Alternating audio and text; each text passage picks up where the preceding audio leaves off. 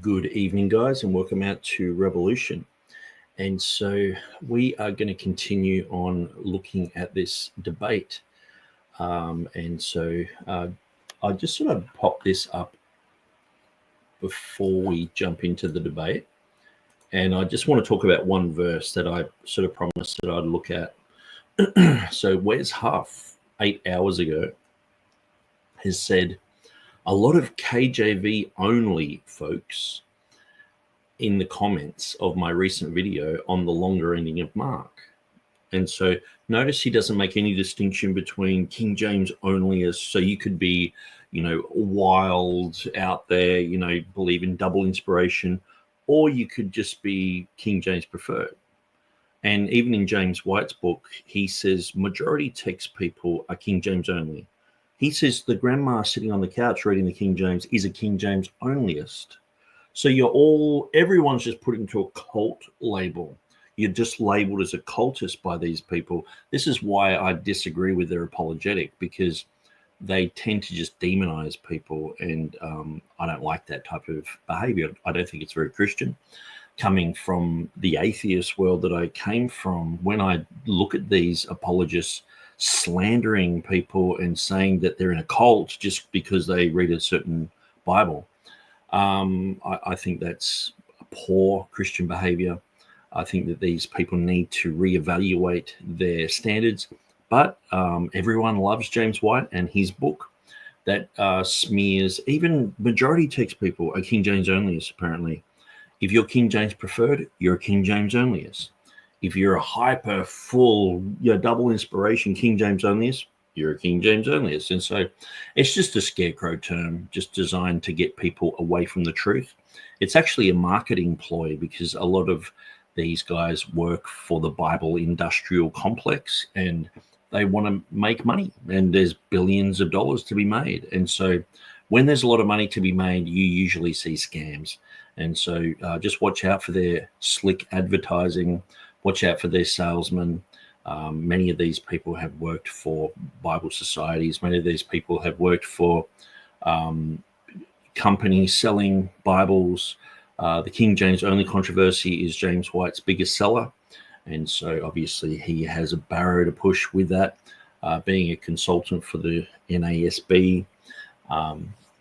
Wes Huff, he's doing his apologetic work. A lot of these guys get sponsored by Accordance, by Logos Bible software, who have deeply compromised with the Roman Catholics and sell the Pope's books and how to pray to Mary and all this other stuff. They don't talk about it. They never expose it, because why bite the hand that feeds? These guys many times are deeply compromised in that world, Mark Ward especially. So he says here, coincidentally, Alpha and Omega Ministries' James White, only a week or so ago, had a debate on, is the KJV the best translation of the Bible? Particularly in the cross-examination, but definitely not limited to it. I think James really illustrated the issues textually when it comes to the KJV, and you can find them here. So this just shows you the ignorance of Wes Huff, because James White has been thoroughly discredited, rebuked, exposed. The vast majority of things that he has said has been exposed not just recently, but years and years and years ago. And so if you really, like, these people say they're educated. To be educated, you have to know both sides of the story, don't you? Or do you just go nowhere correct? And just keep the band playing and get louder and louder and keep everyone clapping and then turn off the lights very quickly before anyone can offer a rebuttal. And oftentimes what I find is they glory in these debates when there's someone who doesn't really offer a really good debate opponent. And there are people out there who love the King James, they're nice people and all the rest of it, but they're just not very good debaters. There are people out there who don't know much either. And so I remember listening to Nathan Cravat debate this guy, and what he was saying was bizarre. But some of what he said was true. Some of what he said was just bizarre. And I was like, that's weird. And nearly everyone went, that's weird. Never heard of that. And so, but then those are the debates that get promoted like this, Wes Huff saying this, and people are like, look at this debate.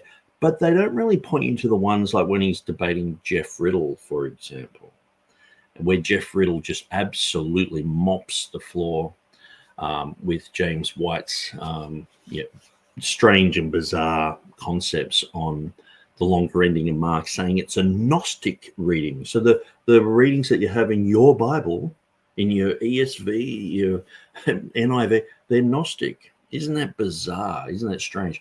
But Peter Gurry calls them apocryphal. So you've got parts of an apocryphal work apparently in your Bible. The woman caught in adultery, apocryphal. Strange, bizarre readings apparently. But amazingly, most of the church has read these. The last 12 verses of Mark has only really been the last 50 years where they're being contested in our Bibles. Before that, it was just scholars here and there going, well, I think we should just get rid of them. Only 2 manuscripts don't have these readings. The rest of them do, which is so strange. I mean, 1 minute they're going, we don't want the comma Johannium in there because it's not a majority reading in the Greek text. But then all of a sudden they're not interested in the majority text anymore, are they? They want to go with the last 12 verses of Mark and delete them over 2 manuscripts. That's a very, very, very slim minority. And it's not just one verse, it's like 12 complete verses. It involves hundreds of words. It's like, what are these guys doing? But anyway, we want to get into this debate, but I just thought I'd show you that Wes Huff's pumping this debate as well. I'll debate James White, I'll debate Wes Huff and absolutely destroy them. Absolutely destroy them. And so where are we? So we don't need that open. Now, one verse that James White mentioned last time, which I hadn't really heard before, but apparently it might have come up in the Thomas Ross debate. Now, the thing is with the Thomas Ross debate, when I first watched it, it was a bit like the Van Cleek one. I was like, I'm not really sure about this. And I know some people are like, I don't like those debates. I think James White won. But when you've listened to hundreds of James White's, dividing lines and tons of his debates, you sort of get a bit tired of some of the things he's saying because he's been proven wrong on a lot of these things. And so, but he just keeps bringing them up because he knows that ignorant people think that it's a good argument. And so one of the things is, it's almost like the more you know and become an expert on a topic, the less that you can relate to just the common man. If you're actually really, really ignorant on a topic and you go and do a whole Bible seminar, you'll get a crowd. But if you're very specific and very careful with your words and you're very studied, you'll probably get 20 people turn up. It's just a strange thing about this world, people who actually really know their stuff, we call it the Dunning-Kruger effect. The people who actually don't know much, they're the loudest and people are clapping them because they can relate to that type of ignorance. When you're saying things and people are like getting jolted by truth, sometimes they're like, well, I like the other guy better. He's more suave, or he's got the muscles, or he's got a sword and he's swinging it around. I like that better.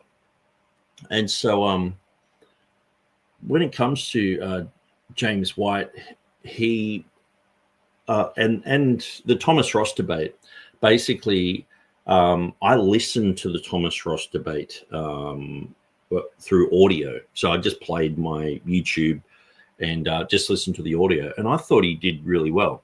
Then when I watched it, I was like, I can understand what people are saying, because he had so much information on the slides that it was like I was pausing it, reading through all the slides and going, man, there's so much material. But in the end, I actually enjoyed that.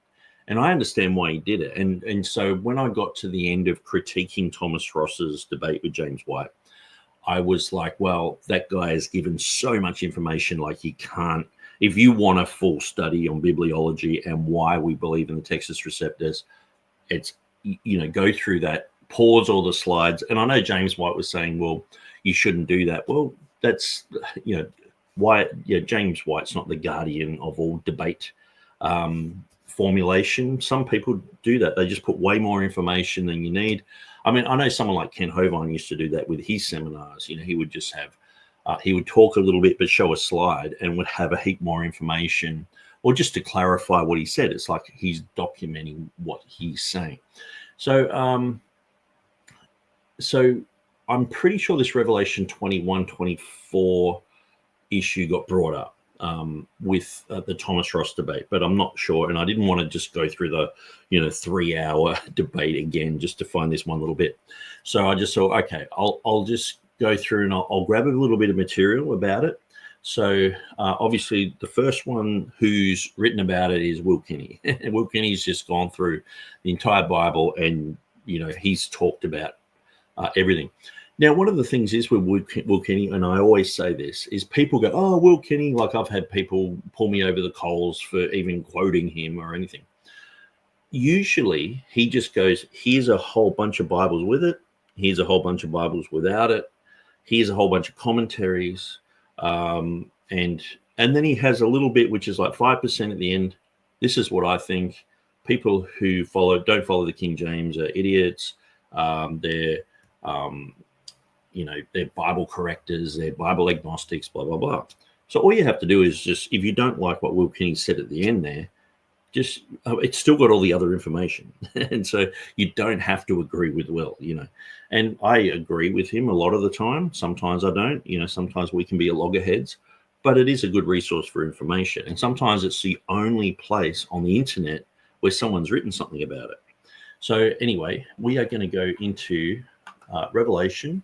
So I put this on my site today. So I already had Gianozzo Manetti. So Manetti did a New Testament in Latin. Now, this was 70 years before Erasmus. So it's an important document because he used Greek manuscripts and translated into Latin. So between Jerome's Vulgate and Erasmus, this is the only other edition that does this. So it's an important edition. And but I've put it there, and I can't decipher the Latin at the moment. And so I'm going to have to go through that, blow it up, go through, check all the Latin and work all that out. So it's pretty useless at the moment. But we're going to go just quickly through Will Kinney's stuff. I won't read through everything. So he has Revelation 21-24. This is the issue. And the nations of them which are saved shall walk in the light of it, and the kings of the earth do bring their glory and honor into it. Now, I'm pretty sure the issue is of them which are saved. Okay, so the ESV, NIV, NASB, NET, Jehovah's Witness, New World Translation, and Roman Catholic versions have, by its light will the nations walk, and the kings of the earth will bring their glory into it.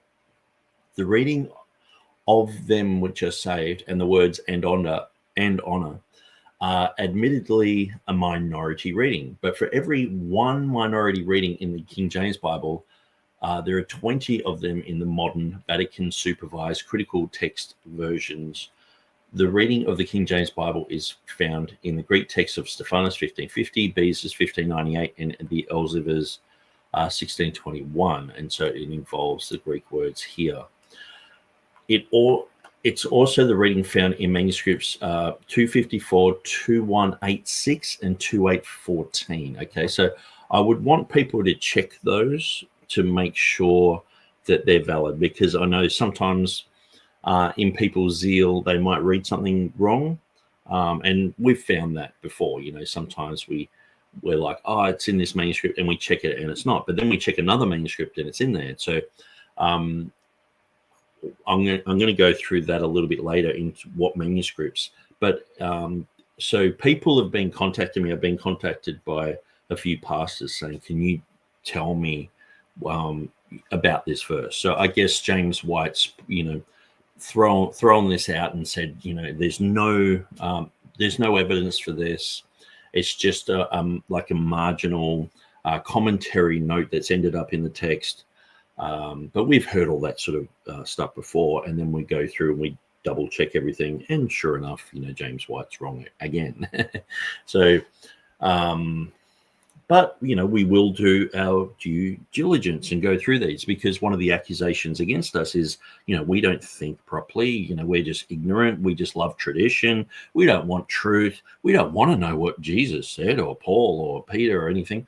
We just love, our error and falsehood, and we just want to, listen to Gail Ripplinger and Peter Ruckman, and that's the sort of accusations that they launch against those who uphold the Textus Receptus and prefer the King James. So it says it's in the Lamb's translation, which is interesting, and the Syriac Peshitta. The Nestle Aland text is a bit deceptive because it doesn't even include this textual reading in the footnote apparatus. Okay, so that's interesting.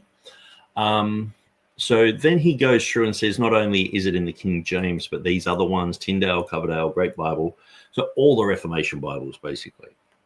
And then all the post-Reformation Bibles that are basically TR-based, So he's gone through and checked all those. And then in foreign language Bibles, so you see a whole bunch of them there as well. So pretty much that's the end of his article. The modern Bible, modern Greek Bible has this reading as well. So basically, once more it comes down to either the Reformation text or the Bible, Reformation text of the Bible, or the Vatican versions. And so he's pointing out that, after Westcott and Hort sort of thing, this is when it came in. So I put a little bit of information here, not too much, because I only just started doing this today. Stephanus 1550 has it, has the reading. The text of Beza has it, and I also have a nice little picture of Beza's 1598 here, and you can see the reading ton sozo menon here in verse 24. Okay, so it's definitely in Beza. So they're saying this is an error of Erasmus. Now, these other editions, Tischendorf doesn't have it, Westcott and Hort doesn't have it, the Greek Orthodox Church edition doesn't have it, and the Nestle text does not have it. Okay, so most of the modern Greek Bibles that have departed from the Textus Receptus. But when we look at these other Bibles, Tyndale, which are saved, the people which are saved, ye people which are saved, ye used to mean the, which is quite interesting if you're reading these very old Bibles. The people which are saved, it's Miles Coverdale. The people which are saved, Matthew's Bible. Bishops, the people which are saved. People which are saved, Geneva Bible. And then the King James, the nations of them which are saved. And so very, very, very interesting that is in the Reformation text. I haven't put any of the, well, actually, this is Revelation, so it wouldn't be in these two. They're only the Gospels of the Anglo-Saxon text. So what we see is, I'm going to look at some of the contras. So this is from the Text and Canon site. So they bring this issue up here. And it says, however, the scribe of the manuscript mispositioned the marginal signs, the text of the line simply continues Andrew's commentary with the words translated in the King James Version as, and the nations of them which are saved shall walk in the light of it. And he's got the Greek there. This commentary text naturally deviates from the usual Bible text attested in Revelation 21, 23 to 24, which should read, and then it's got the modern reading there. Thus, a few words of Andrew's commentary crept into the received text of Holy Writ, and from there into the early translations, such as Luther's German Bible and the King James. Okay, so this is where they're saying this error occurred. But I guess this is just an opinion of someone. So that's why I guess I'm putting this information there and just saying we're going to have to look at this and think about this. So this is manuscript 2814. I'm pretty sure 2814. Oh, actually, no, I did get it. So here is 2814, and this is the issue right here. It's Suzomenu, which is easier to read in the printed Greek, of course. Sozomenon. Ton sozomenon. Now, so that says ton there, and that says sozomenon. So it does have it there.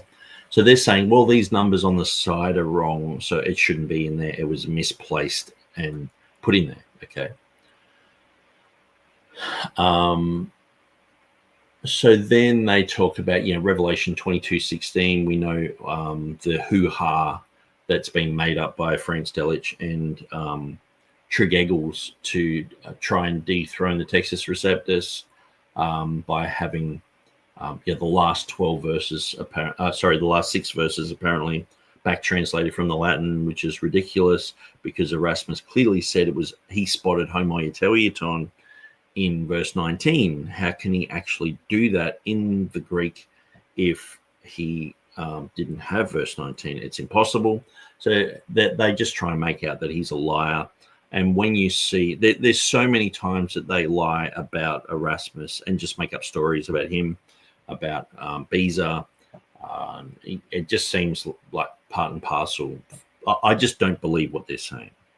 It's a bit like, what's a good example? It's like the government being honest with how they've spent money. It's like you just don't. When they say it, you're like, yeah, but I still don't believe it. And so you just got to check these things for yourself. And so usually what James White does is he brings out some obscure little passage and then gets people scrambling and going, okay, well, let's look into it. Like imagine him bringing this up in a debate and expecting you to just have an answer like this and then going, I've won the debate because you can't answer it. And so we see that he does this with Revelation 16:5 with Jack Mormon. Just brings it up, and Jack Mormon's like, well, I actually have answered it in my book, but off the top of my head, I don't know that. And he's like, see, like who does that? It's not Christian to do that. You don't have these gotcha moments like that. And so, yeah, I'm pretty sure. So I'll go through some of these comments because I see some stuff coming up. Docky is saying good morning, good evening. Boulder's a lion is in the house living the dream, high-fiving. Docky's got his cup of coffee. Pastor Brett said, I watched the debate. I left an invitation for James White to debate you. Cool. Thanks for doing that, Brett. I know he will not debate you. He has spent countless hours on your website. He knows he can't abuse you. Yeah. I know he's listening to TurretinFan's material, and I'm debating TurretinFan on Easter Saturday. In the evening on Revelation 16:5, so that should be an interesting one. And Brett's saying good morning all. Boulder's Alliance says, laughing out loud, sarcastic Nick comes out. Yes. And Christopher Yetzer is in the house from Italy and says manuscript 2814 is that the manuscript of Revelation they claim Erasmus used. I'm pretty sure that that one is 2849. I'm pretty sure 2849, but they do start writing about it here. Maybe it is because they're saying it is. Perhaps it could be. And so, yeah. So anyway, Matt Singleton is in the house living the dream. TurretinFan is looking forward to that debate. Yes, so that's going to be a great debate. I thought what I'd do is I might even make up a little 2-minute debate, trailer sort of thing to get a lot of people's interest. I know that the Reformation Bible Society, they have a guy who's going to be doing a whole session on Revelation 16:5, which is interesting. And so... But that's in August. but I'm guessing that they will definitely watch this debate. If you need a moderator for the debate with TurretinFan, let me know. I've already organised, thanks for that offer, Brett. I've already organised Dwayne Green to do that. He was very happy to do that. And when I did a debate, I can't remember what happened, but Dwayne, I didn't ask Dwayne because I sort of felt like, if I ask him, he might go, I'm busy. But then he was like, why didn't you ask me to do this? And I was like, okay, well, yeah, cool, no worries. And so that's why I asked. Matt says, waiting for the day someone wants to debate me. Yes, it's good to see everyone's keen to debate. And so, yeah, I'm happy to host any debates. So this is some manuscript that we're looking at. And so these things are available. I'll just put that. This is obviously a contra link. It's not something I am in agreement with. But if you want to go through and study these things, I study these things all the time. The contra material doesn't bother me. I just read through it and go, man, this guy's been off the wall on so many other things. Surely it's to me, it's like going through jw.org, half the time. And sometimes it's like someone like Tommy Wasserman. It's like, well, he doesn't believe in hell, or half of the time they're buddy with Bart Ehrman. And so this is the Scion of Zion site. So this is very good if you just want some basic information. King James says, of them which are saved, it's the same as the 1611. Geneva Bible says the people which are saved. Tyndale says the people which are saved. And the other versions, which he calls counterfeit versions, don't have those. So you can just go through and you can just check all those and go, yeah, they don't have them. The Textus Receptus issue, it's just one issue in that verse. There's two, apparently. But this is the main one I think James White's talking about. And the manuscripts, Alexandrinus, apparently 025. So this is an old website. I know this guy was part of the Dean Burgon Society. Ken Matto, I'm pretty sure his name is. And we used to chat. He used to frequent like the Textus Receptus groups and things like that, but he's passed away now. So he says that the Textus Receptus reading is in Sinaiticus, which is interesting. Why haven't they gone with that? But he calls it a 19th century counterfeit. And he says it's in Stephanus, so in the average, TR, which we've looked at. So I haven't looked at Stephanus yet to see if it's in there. Maybe I should. What would we go to? Sin, it, ecus. I think it's .net. Is it .net? No, it's .org. Or maybe it's Sinaiticus Bible. Anyway, I'll just type in Sinaiticus. It should come up. codexsinaiticus.org. And we should be able to go to see the manuscript. We'll go to Revelation, chapter 21. And verse 24. Very easy to navigate. Now, what I've noticed also is this Greek text here doesn't line up with the manuscript. So sometimes you just got to find it yourself and look at the Greek. But okay. So it has a D thing. S1 is deleted. It doesn't look like it has the reading. But let's zoom in. If it works, there we go. Maybe I zoomed a little bit far, but there we go. Yeah, so okay, it's going right there.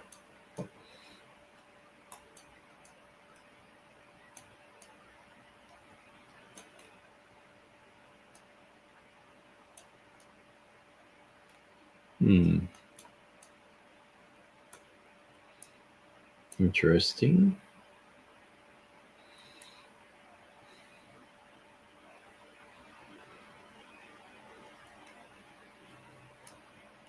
It doesn't look like it's got it. So I was surprised to see it in Ken Maddow's material. So maybe it does not have it. And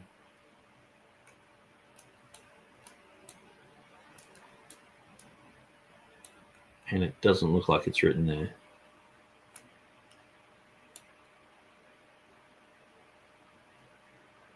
So anyway, I'll leave that for other people to look at, or maybe I'll look at it later.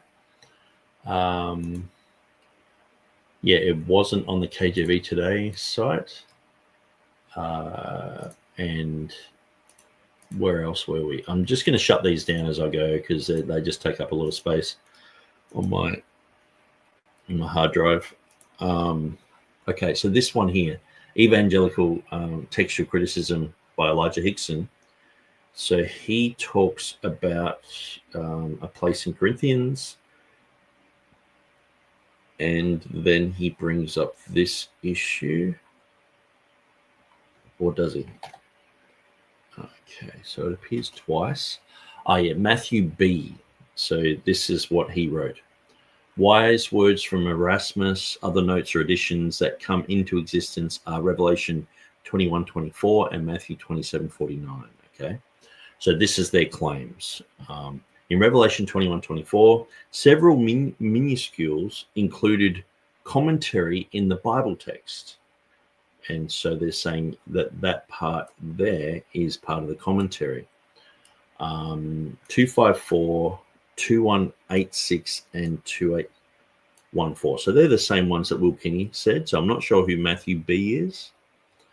And maybe more that are part of a small group of ME. I think that might be majority. I'm not sure. ME. I'm not sure what that is. Erasmus, seeing a problem, did not copy it that way. He shortened it because it was apparently wrong, and the majority of manuscripts confirmed that it was wrong. But his modification, and so it's been modified, did not end up matching the vast majority of Revelation manuscripts.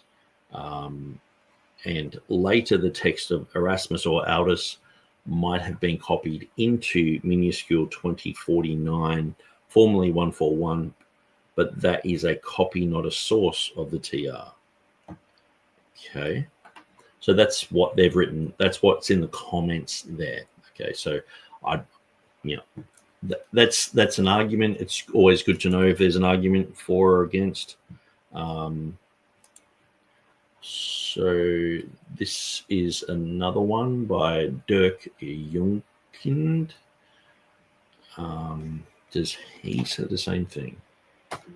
No, I'm not sure. Revelation.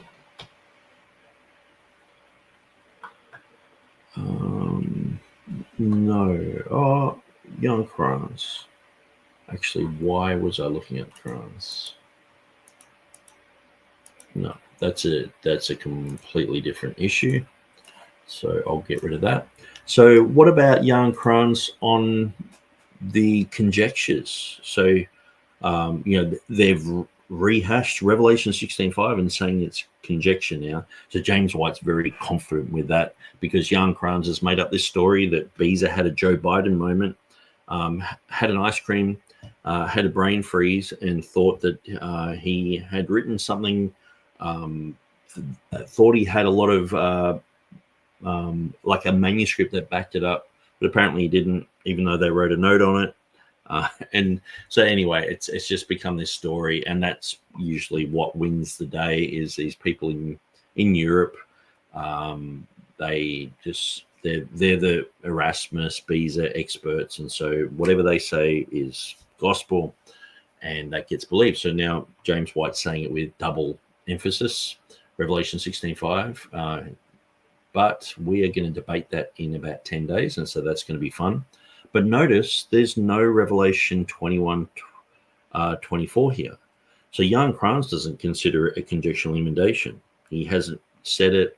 I went through his beyond what he's written. He stops at Jude. He doesn't mention really anything in Revelation.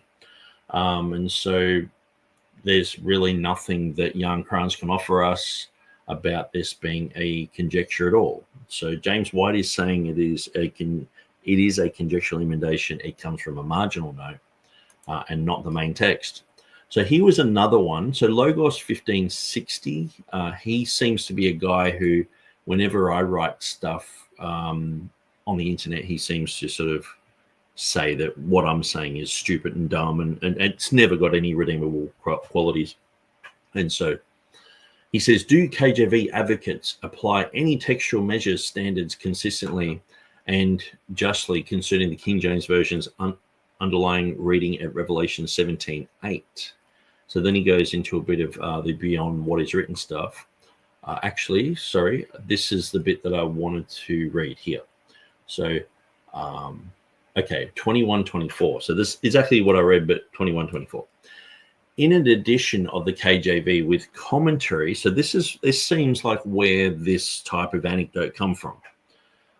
As edited by F.C. Cook and printed in 1881, William Lee, in his introduction to the book of Revelation, asserts the sacred text is here mixed up with the commentary of Andreas. So this is a claim that, because what you've got to understand, the commentary of Andreas, James White seems to be getting it right now, that it's all a Greek text. He was saying it was a Latin text with Greek in it, and he was confusing himself for like 10 years, and now he's saying, okay, it was all a Greek text, which is true. And so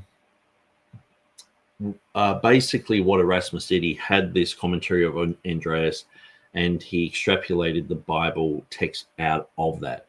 Now, there's a lot of these commentaries. I think there's up to like 200 of them. So it's probably the vast majority of Revelation manuscripts have this commentary with it, which is interesting.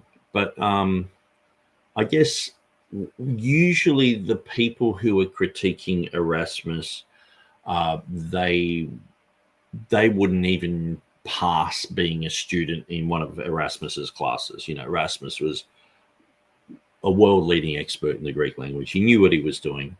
But these type of anecdotes come up, and it's like, oh, he just made a mistake here. He made a mistake in Revelation 1:4, and he had a solecism there. And it's like, no, he didn't. He made a mistake in Revelation 1:8 because he omitted God there. It's like, no, he didn't. And just all these. He kept back translating from the Latin when he said he only did it once. He did it in Revelation 22:19, where it talks about the book of life. He clearly said that in his annotations, but no, apparently it's the last 6 verses. It's like, so people just make up these stories. The rash wager, someone just made a manuscript and said, here, Erasmus, and he's like, well, I promised, and so he just puts it in these texts, and so anyway, so he noted, owing to this cause, Erasmus omitted from his first 3 editions, chapter 21, verse 28. At Revelation 21:24, William Lee claimed that the copyist has imported into the text the words of the commentary, viz. Of them which are saved. Thomas Conant maintained that the words of them which are saved, 21:24, rest solely on a mistake by the transcriber who confounded the commentary of Andreas with the words of the sacred writer. So that was written in 1870 in the Baptist Quarterly. Thomas Conant suggested that the transcriber accidentally misplaced the signs for the commencement of the text of the commentary, as other copies of the commentary show, and thus included the text the words of them which are saved, which belong in the commentary on the preceding verse. And so that, you can look that up. That's Calm Forums. So if you just search for any one of those keywords, like, William Lee in his introduction to the book of Revelation, put that in quotation marks in Google, it should come up. And so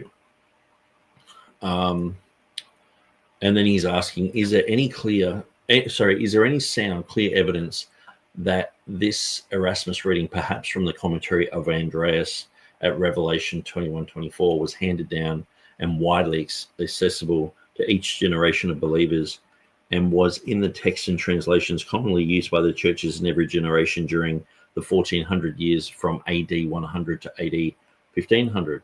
Is God relegated to being a bystander in the preservation of his word according to the inconsistent King James Version only textual measures standard? So obviously this guy has a beef with the people who believe in the Textus Receptus and the King James.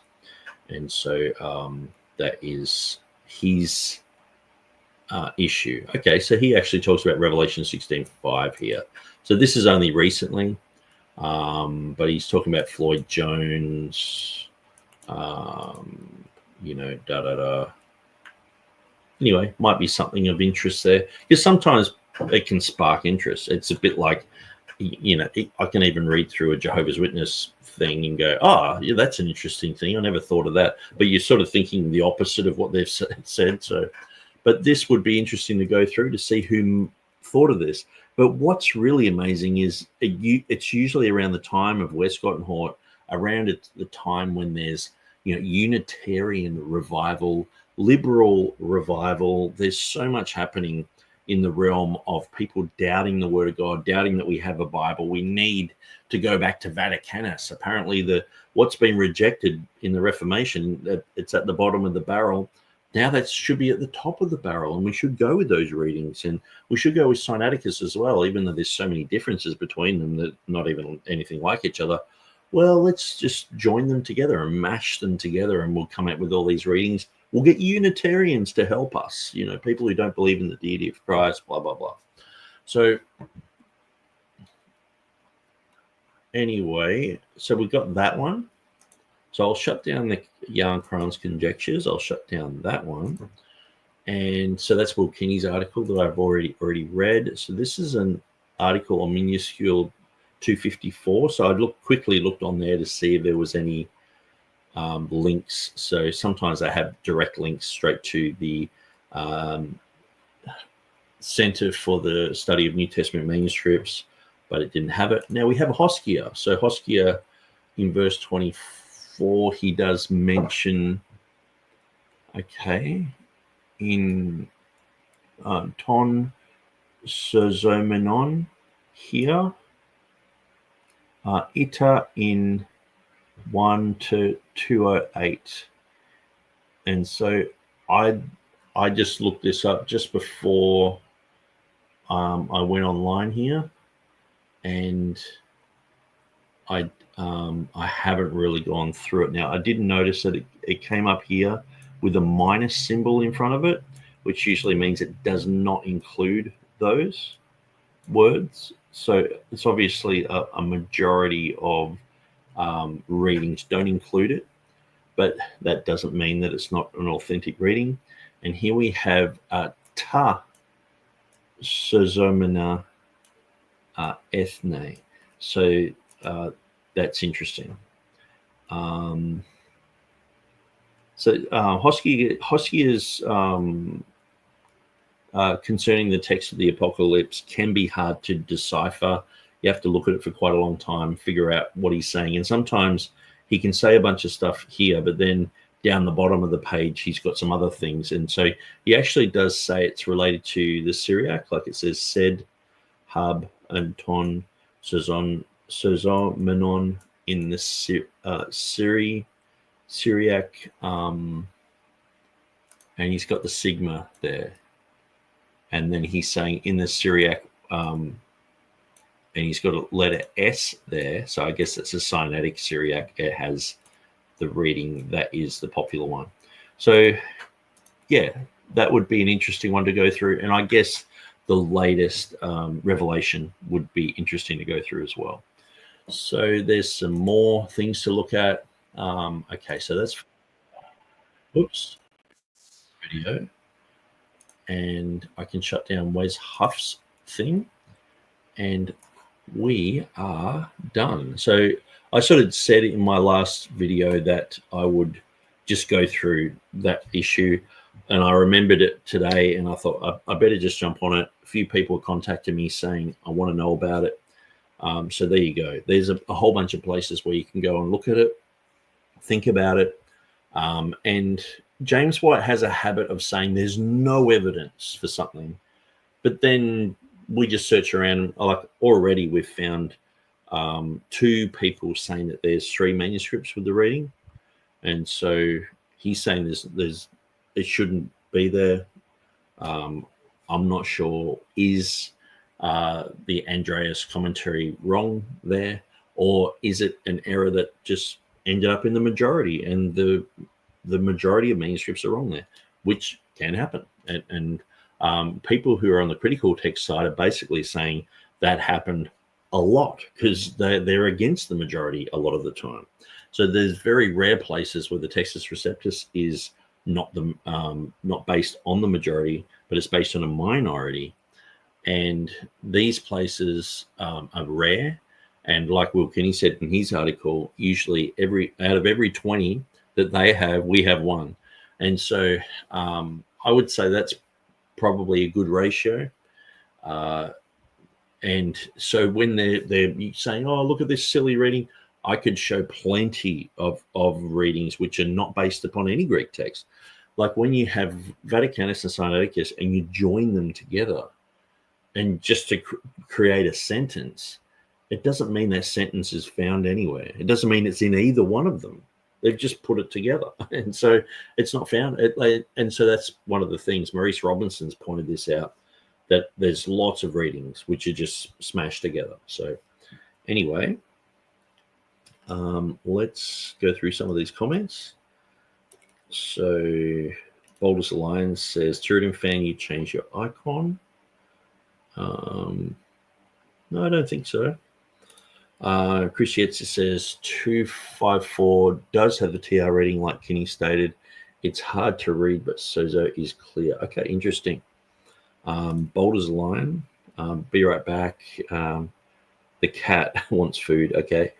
Calvin said, did anyone notice that James White literally picking at specks on his clothing during the opponent's opening prayer? And when the blood was mentioned, White's eyes looked at the man praying like a cat does a mouse. I didn't notice that, Calvin, so sorry about that. TurretinFan says, no bold, I've got the same icon. Pastor Brett, is this a super sticker, like a proper super chat thing? This would be the first one I've ever got, I think, because now that I'm over 1,000, I guess I have that ability. I'll look on YouTube. Where's my channel? My videos.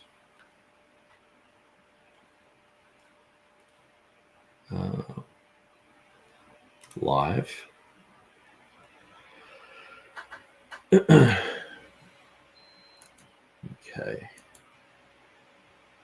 Oops, how do I get there?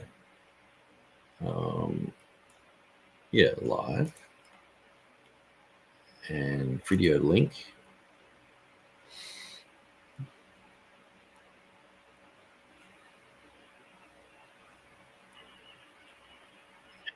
Okay, yeah, it's a proper $10 super chat. Wow, that's cool. I like it. Thanks, Pastor Brett. I'll shut all that down that I just opened up. Yeah, that's gnarly. That's great. Calvin tried with Fire Clemens, says good morning. My neighbor bowls the line, so he's saying good morning to everyone. James White, Pastor Brett says James White has no respect for anyone on the KJV side of the fence. Yeah, absolutely. Calvin says it would have been strange if it were anyone but White. He looked possessed the instant that the blood was spoken of. Okay, so I didn't notice any of that, but Hoskier sounds Canadian to me. I'm pretty sure he was British and perhaps from Germany, but he actually was one of the instrumental founders of the International Monetary Fund. He was a very wealthy banker, and he spent his fortune collecting manuscripts of the Book of Revelation And if he couldn't get the manuscripts, he would get people to send photos of the whole thing. And so that's how he created his compilation of 200 manuscripts of the Book of Revelation. So that was the first time all the evidence had been looked at. So he's a TR guy. Now he's more of the Burgon type of, more a majority text, traditional text sort of guy. But they did sort of label themselves. He labeled himself as a Textus Receptus guy, and he was saying that all his conclusions come to the point where he believes the Textus Receptus is the Word of God. So, so Hilly Billy says, I'm only 48 minutes late. I'm getting closer. Well, it takes me an hour just to get to the actual debate. Do you have a link of Manetti's translation? Yes, I certainly do. So I'll just grab that. Go to my website.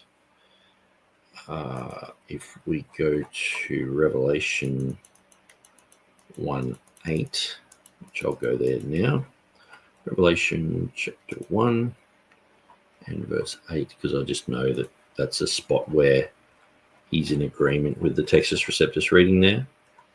Manetti, where is he? Okay. Yes, here we go.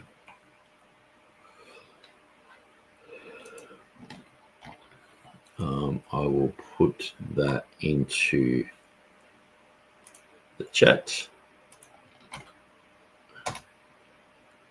Hopefully it comes up properly. If not, I can send that to you in Facebook Messenger. I'll just quickly do that now. Chris Yetzer.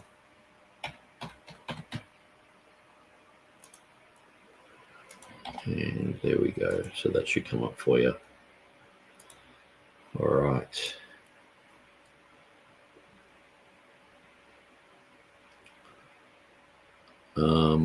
Hillbilly says, congrats, Nick. YouTube won't give me my monetization back because of the harmful content.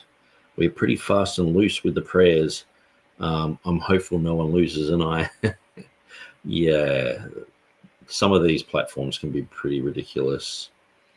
Yeah, cool. Yeah, first super chat. That's great. Okay, so let's get into this. So James White has just finished his opening statement, and then he actually does his first rebuttal now. So I think it only goes for 5 minutes.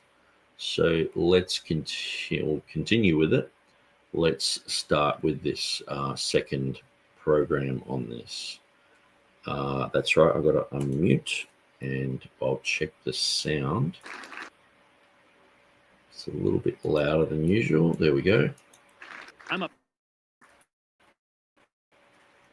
If you want those 30 seconds. All right, I've got him on double time, I think. Or, yeah, 1.5. Here we go. Okay. Yes, you are. Okay. Yeah. I thought you were going to bring up the 30 seconds, but that was good because... no, I'm a nice man. Yeah, just so both debaters, I didn't mention this, we have a clock for them only to see in the back of the room, and so we're just trying to stay on schedule. So at this time... how close was I to my time? You were 3 seconds left. Yeah, you were okay. almost Just exact, mention that. as usual. Seem to be very proud of that. Okay, so first rebuttals, we will begin with Dr. White. He has 10 minutes to rebut Dr. Levesque's opening presentation. Okay, so 10 minutes. And then Dr. Levesque will get 10 minutes to rebut Dr. White's opening presentation. 10 minutes each. Your time begins when you begin speaking, Dr. White. Okay, thank you very much. You heard a lot of statements. So just on this comment, this document here is the Manetti one that I was saying. Jerome did his Latin translation. The next guy to do a Latin translation from the Greek was Manetti, 70 years before Erasmus, and then Erasmus did his edition. And so it's a very important document because what it does, it shows you Greek readings, but they're in a Latin document. So I guess it's a bit like looking at the King James and knowing that they went to the Greek. You can sort of see what readings they would have used, sort of thing. So it's a very interesting document. about such things as 2 Greek counterfeits that are spurious, and 2 British heretics, and things like that. This is one. Okay, so James White straight away is saying, okay, you shouldn't bring up these issues of 2 Greek counterfeits, because anyone can do that sort of thing, or these Westcott and Hort, these bad guys. Anyone, we can look in history and anyone can become a bad guy. No, I don't think you can do that. I think that the issue is these 2 manuscripts disagree with 99.99% of the manuscripts out there. Now, I know that even Byzantine text has variants, but they're natural type of variants. These readings in Sinaiticus and Vaticanus are ridiculously bad. They're so bad that it's torturous to go through and work out all the variants and all the rest of it. It's not cohesive. The Byzantine text is cohesive. The Byzantine text is usually very similar, and when there is something different, a lot of the time you can see where that's come from. Now, Vaticanus and Sinaiticus are just aberrations in this field, and so it's like looking at a donkey with 5 legs. It can happen.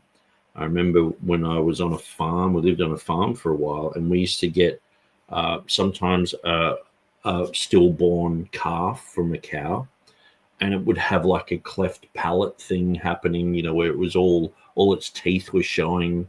It was deformed, and sometimes I never saw this personally, but you would get an extra leg or something like that. These are like that. They're just like Vaticanus is like a cow with an extra leg, and Sinaiticus is like a mule with 2 legs or something, and they're mutants. Why look at those? Why not look at everything else? Why reject everything else and follow these? It just seems strange, and people don't want to really focus on these 2 manuscripts. They want to focus, James White doesn't like focusing on these. He likes to focus on the papyri, and because he knows that most people have no idea about that. And so they'll go, wow, there's this other thing, where really the papyri actually disproved the whole concept of what Westcott and Hort were talking about with the Lucianic recension, because there are so many Byzantine readings in the papyri. Now, this book here, which is by Harry Sturz, it is a very good book to get. So it's called The Byzantine Text Type and New Testament Textual Criticism. So he goes through and talks about the Byzantine readings that are in the papyri. So that is what disproved the Westcott and Hort theory. So, but James White doesn't mention that. He doesn't like to talk about that. He'll talk about, the papyri, it backs up Vaticanus and all this sort of stuff.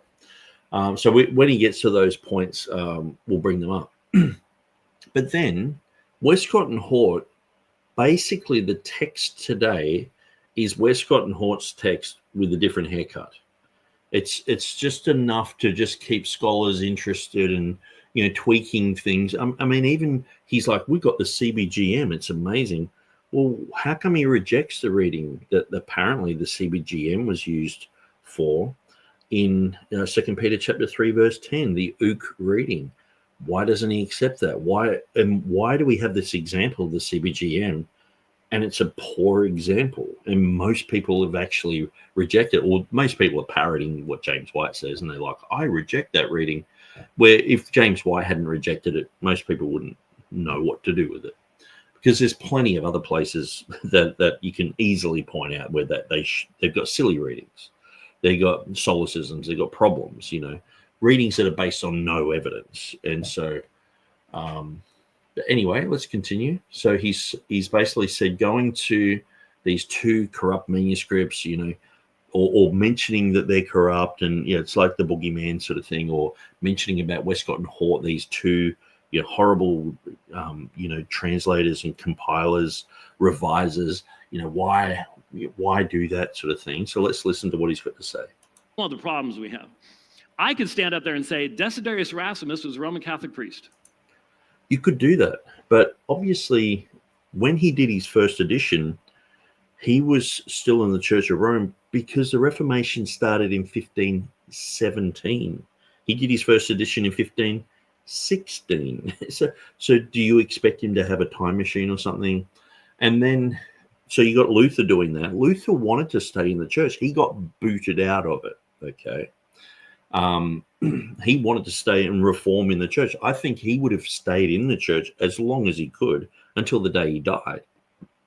Obviously, he was reforming and doing lots of things that were upsetting the church. But what you'll find is Erasmus, Tyndale translated Erasmus's work, the Christian soldier work, and also the New Testament into English and sparked Reformation. We trace back the Reformation back to Tyndale, not to Henry VIII. Obviously, Henry VIII got inspired by, a few things by, Luther, and he just really wanted to break away from Rome just so he could do whatever he wanted. But so regardless of that, we look back and go, Tyndale was the main influence. And what did Tyndale do? He translated Erasmus's work into English. And everyone's like, wow, let's read this New Testament. Let's read these books about being a Christian soldier. And why did all of Erasmus's works all of a sudden end up on the forbidden list in Rome? They had a list of Erasmus's works and they're all forbidden. That's because he was stirring the pot. Now, was he perfect? No. Was he compromised? Yes, I think so. But was he also, in some areas, not compromised and actually ahead of the game? Yes. People who worked on the 1516 with Erasmus, some of these people became reformers, like main players in the Reformation. In Basel, two of his helpers were the main reformers in Basel. While he was there doing his work and stuff like that, he was like, man, these guys are radical, And Luther had become pretty radical, but then there was this whole turning in some places where they started persecuting Protestants, and it just got ugly. And so would you just go, okay, I'm going to go and leave everything and go and join Luther, or I'm going to go and join Zwingli, or I'm going to... These things were happening at a very fast rate. He was involved with scholarship, and I think he's at the latter end of his life.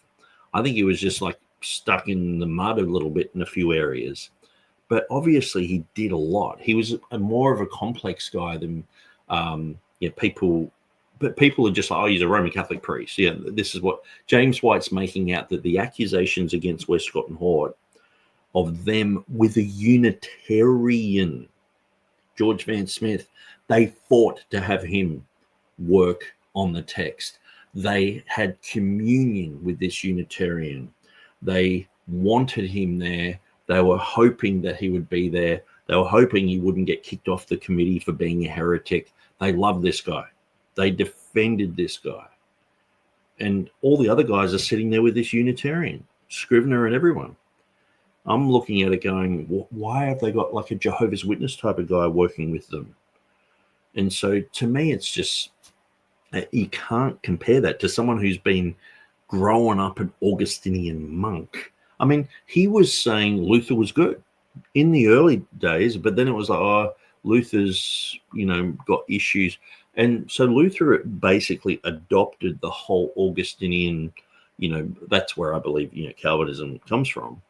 And so he had adopted a lot of those things. And so obviously Erasmus, they had the whole bondage of the will debates and things like that. But apart from that, Erasmus was like, man, Luther's doing a good thing. And he was in agreement with him. And so Tyndale was a Roman Catholic priest until the day he died. But would you say that he was just a normal Roman Catholic or on the side of the Catholics? People often have said Luther or Erasmus laid the egg and Luther hatched it. So when James White's saying this sort of stuff, I'm just like, come on. It was right at the beginning of the Reformation. Which church are you going to join a year before the Reformation? Which church should Erasmus have gone and as soon as Luther nailed his thing, I'm going to go and join him? Well, you have to wait for a while to see what's going on. He got kicked out and all sorts of things were happening. And at the end of the day, Erasmus was involved with deep scholarship, like way deeper than Luther, way deeper than most people in Europe. And so he'd spent years and years and years and years preparing for all this. Then this whole thing's broken out, which he started.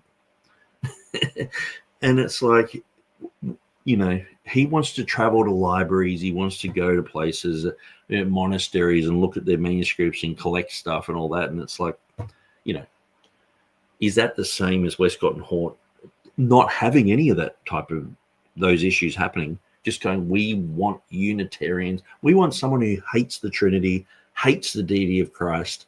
We want someone who thinks that Jesus was just a good teacher. We want him on our Bible translation committee. We want him helping us with the Greek text. So anyway. He wrote a book in defense of the doctrine of transubstantiation, and therefore any Greek text that he touched means it is corrupted by the Vatican. See how easy that is? But that just doesn't make any sense. Yeah, see how easy it is. That's just not how it goes. Because the thing is too, it's not so much that corrupt people touch the text. It's the only text they had. So if you got a Muslim and brought them into, even if you got Westcott and Hort, the Unitarian guy, and brought them back in a time machine, they would have to produce a Textus Receptus type of text, because that's all they had. That's all they had. And the thing is, the Reformation rejected Vaticanus. They rejected it as just rubbish. They didn't use the readings of Vaticanus. They ignored it. Like in a sense where once they knew what it was saying, they're like, well, let's ignore that. And James White fails to mention that Vaticanus was demonized, and probably rightfully so, as probably something that was a back translation from a Latin document and had been completely amended at the Council of Florence in 1339. So he's saying it's just a back translation from a Latin. He looked at it, but he didn't like it. And so John Mill said the same thing. It's probably a back translation from a Latin document. In 1707, he said that. Actually, it has nothing to do with what he did at all. But that's the kind of argumentation that you get. And unfortunately, for example, if you understand the process of textual criticism today, if you understand how scholars examine manuscripts and examine readings today, and there can be unbelievers that do it, but there are a lot of us who are believers that do it as well, okay? I believe in the inspiration and inerrancy of Scripture, and I believe that what is available to us here, for example, in the Nessiol and 28th edition of the Greek New Testament, is a gold mine of apologetic information that will allow us to defend the New Testament against the greatest critics we have. And I've defended. So notice he goes off on this thing how we've got such a great defense now. No, what they have is because see what they've done, they've actually got their really, really bad text that Westcott and Hort have founded. And instead of just having that, they're like, we've got an apparatus with all the readings in it. But they reject the majority of readings. And so this is the deception. So it's a bait and switch. We're holding up the Nestle alarm, but then he's pointing at, the apparatus. But they don't follow the apparatus, do they? They follow the main text. And so what they've got there in the apparatus is the majority text, basically, because that's what's left. I mean, you might have, 20, 30, 40 manuscripts that some, at times back up Sinaiticus, Vaticanus, a few other readings, but you've got thousands and thousands of others that are just regulated to an M or a BYZ because that's the majority of manuscripts. So he's like, we've got all the information here, but they don't use all that information. And so their whole thing is they reject the vast majority of information and they just go with their little kooky, weird, obscure, bizarre readings that up until 1881 have never been seen before. And so it's a bait and switch. It's a hey, we've got this information here. We got the Nestle Light, and you're about to point to that, and he's like, we've got all the readings there. It's like, yeah, but you don't follow those at all. You throw them under the bus. When we go, well, okay, yeah, the majority here, they're like, well, we don't follow the majority. We follow the oldest and best, Vaticanus and Sinaiticus, of course. And they claim they're the oldest, but why aren't they testing these? They've got the ability to test the age of the inks and everything like that. Why don't they do this? What are they afraid of? Why don't they just test it and prove to us how old these are? Because they've got the upper hand while it's a big mystery. Oh, it's a big mystery. They're the oldest and best. Or what if they tested them and they found out, Vaticanus is, an older document? What if it's 8th century? What if it's 12th century? What if Sinaiticus gets proven to be a forgery? The manuscripts at the Museum of the Bible of the Dead Sea Scrolls were all proven to be a forgery in 2020. They tested them and it's like, oh, they're all forgeries. Archaic mark. They found Prussian blue ink in it. It's a forgery. And that fooled many, many people. It's like, oh, that's the ancestor of Vaticanus. And it's in the Byzantine text, and it's got Vaticanus readings. Wow. And then they find out it's a modern day forgery. And so people at the top level of the academy have been duped by these things. Art experts get duped. People sometimes can't even spot a counterfeit $100 note nowadays because the counterfeiters are so good. People who know that they're experts in counterfeiting, that they're looking for counterfeits, and they can't tell the difference because it's so close. And so, what do you Bible manuscripts are worth a fortune. People have been, if we find the Museum of the Bible buys a bunch of Dead Sea Scrolls and they're all fake, they have been duped, and so we should chemically test everything, so anyway. The New Testament against people like Bart Ehrman and John Shelby Spong and John Dominic Crossan and in mosques in South Africa. And I can do so because I can look at the Quran and say, you need to look at its manuscript evidence. And I'm being consistent because I look at the manuscript evidence of my own. But he looks at it and rejects it. So that's the thing. He will look at the last 12 verses of Mark, and instead of going, well, the vast majority of manuscripts have it, 99.99% of manuscripts have it, 1,637 manuscripts have it. He's like, well, we just choose 2 that don't. And we throw out 12 verses, and he says that those 12 verses are Gnostic readings. Now, most Bibles have the reading there. So your Bible has Gnostic sections. How do you feel about walking around with your Bible, holding it up, saying, I've got the words of God and some Gnostic stuff, but, it's bizarre. Not Tommy Wasserman, Peter Gurry says they're apocryphal. You got an apocryphal section. Like I remember going through I think it was a Knox version or one of these Catholic ones, and it's got like 15 chapters of Daniel.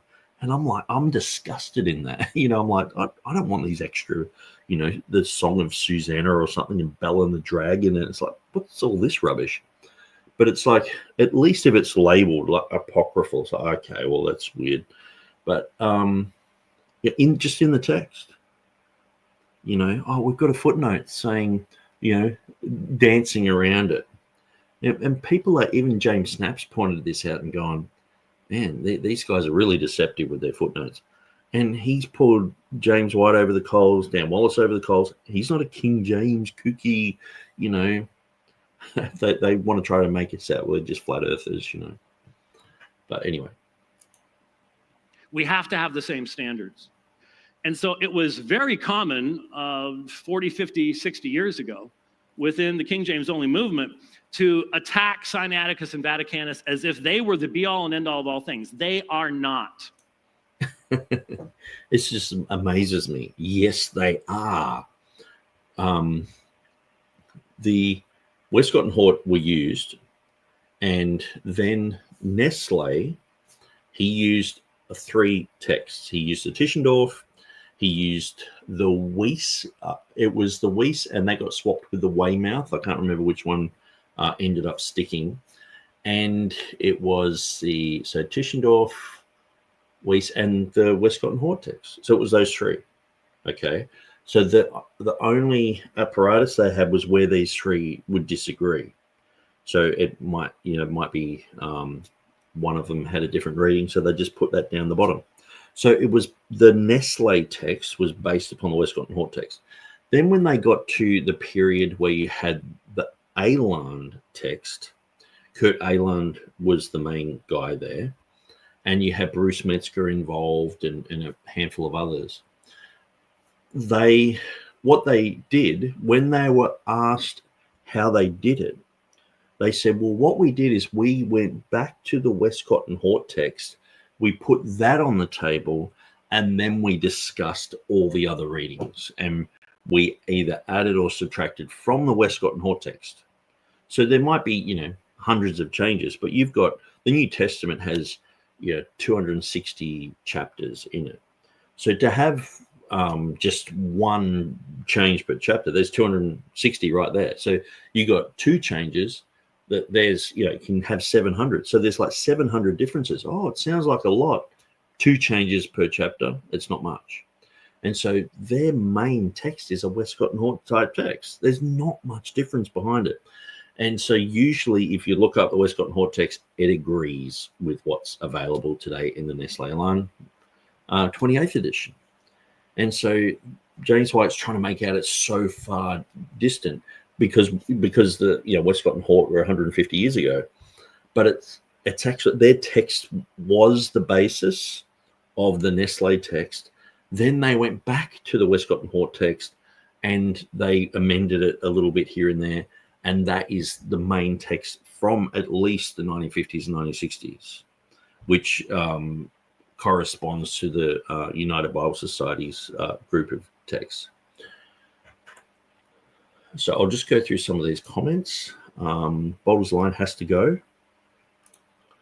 Sorry, Boulder's Line. We'll check you later. Now, I won't go through every one of these because sometimes I'm just reading stuff. Hilly says, Nick, not wanting to derail the subject, but could you briefly give us your thoughts on the resurrection of the dire wolf? I think that would be a rabbit trail, and I'm late at night here, and I've got a busy day tomorrow, so I don't think I'll be able to talk about that. Okay, so talking about the dire wolf.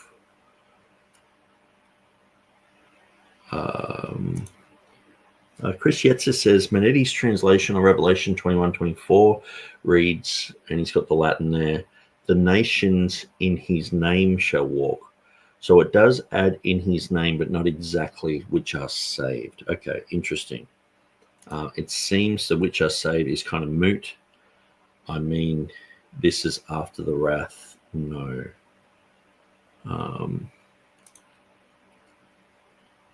Or after the wrath. No. So it's like a question. Till the 29th version comes out to see what's new. Yeah, and that's the thing. They're going to bring out a 29th. The NA is a fat Berg of nothing, but yea hath God said. Paul Anker says, why don't they debate modern versions and leave the KJV in peace? Yeah, it's amazing. Imagine like an LSB with the ESV, ours is better, but they're all in agreement, it's like Hudson, who aged Codex Sinaiticus to the 4th century anyway. Well, see, that's the thing. Who are these people who have done this?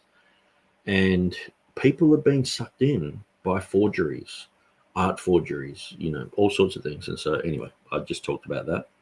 I'll skip over some of these. It's more like good banter and humor.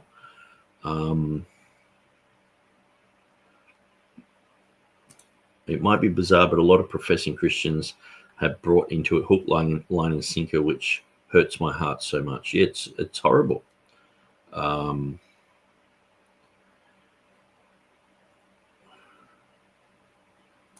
Hilly says, Calvin, there's a lot of confusion and plain deception in the ideologies of many believers. I wonder how God sees it. Yeah. Calvin says, I really noticed how much James White distanced himself and MTC from the Westcott and Hort throughout this debate. Yeah. I think even the Mark Ward Textual Confidence Collective, they were trying to defend Westcott and Hort. They're indefensible. What they were saying and what they were doing, all you have to do is look at George Van Smith and go, why? Why have you got a Joho type of guy there? You wouldn't even do a Bible study with him. You wouldn't even allow him in your church. So sorry, dude, go and repent and come back and believe in the Trinity at least, I don't think he believed in a literal hell. He didn't believe in the deity of Christ. Well, he's a heretic, but he's best friends with Westcott and Hort. That shows you the character of those guys. Modern textual criticism is not based on Sinaiticus and Vaticanus. And the fact is that... Yes, it is. You can't get around that. And so basically, for people in the know, that's just deception. It's just a lie.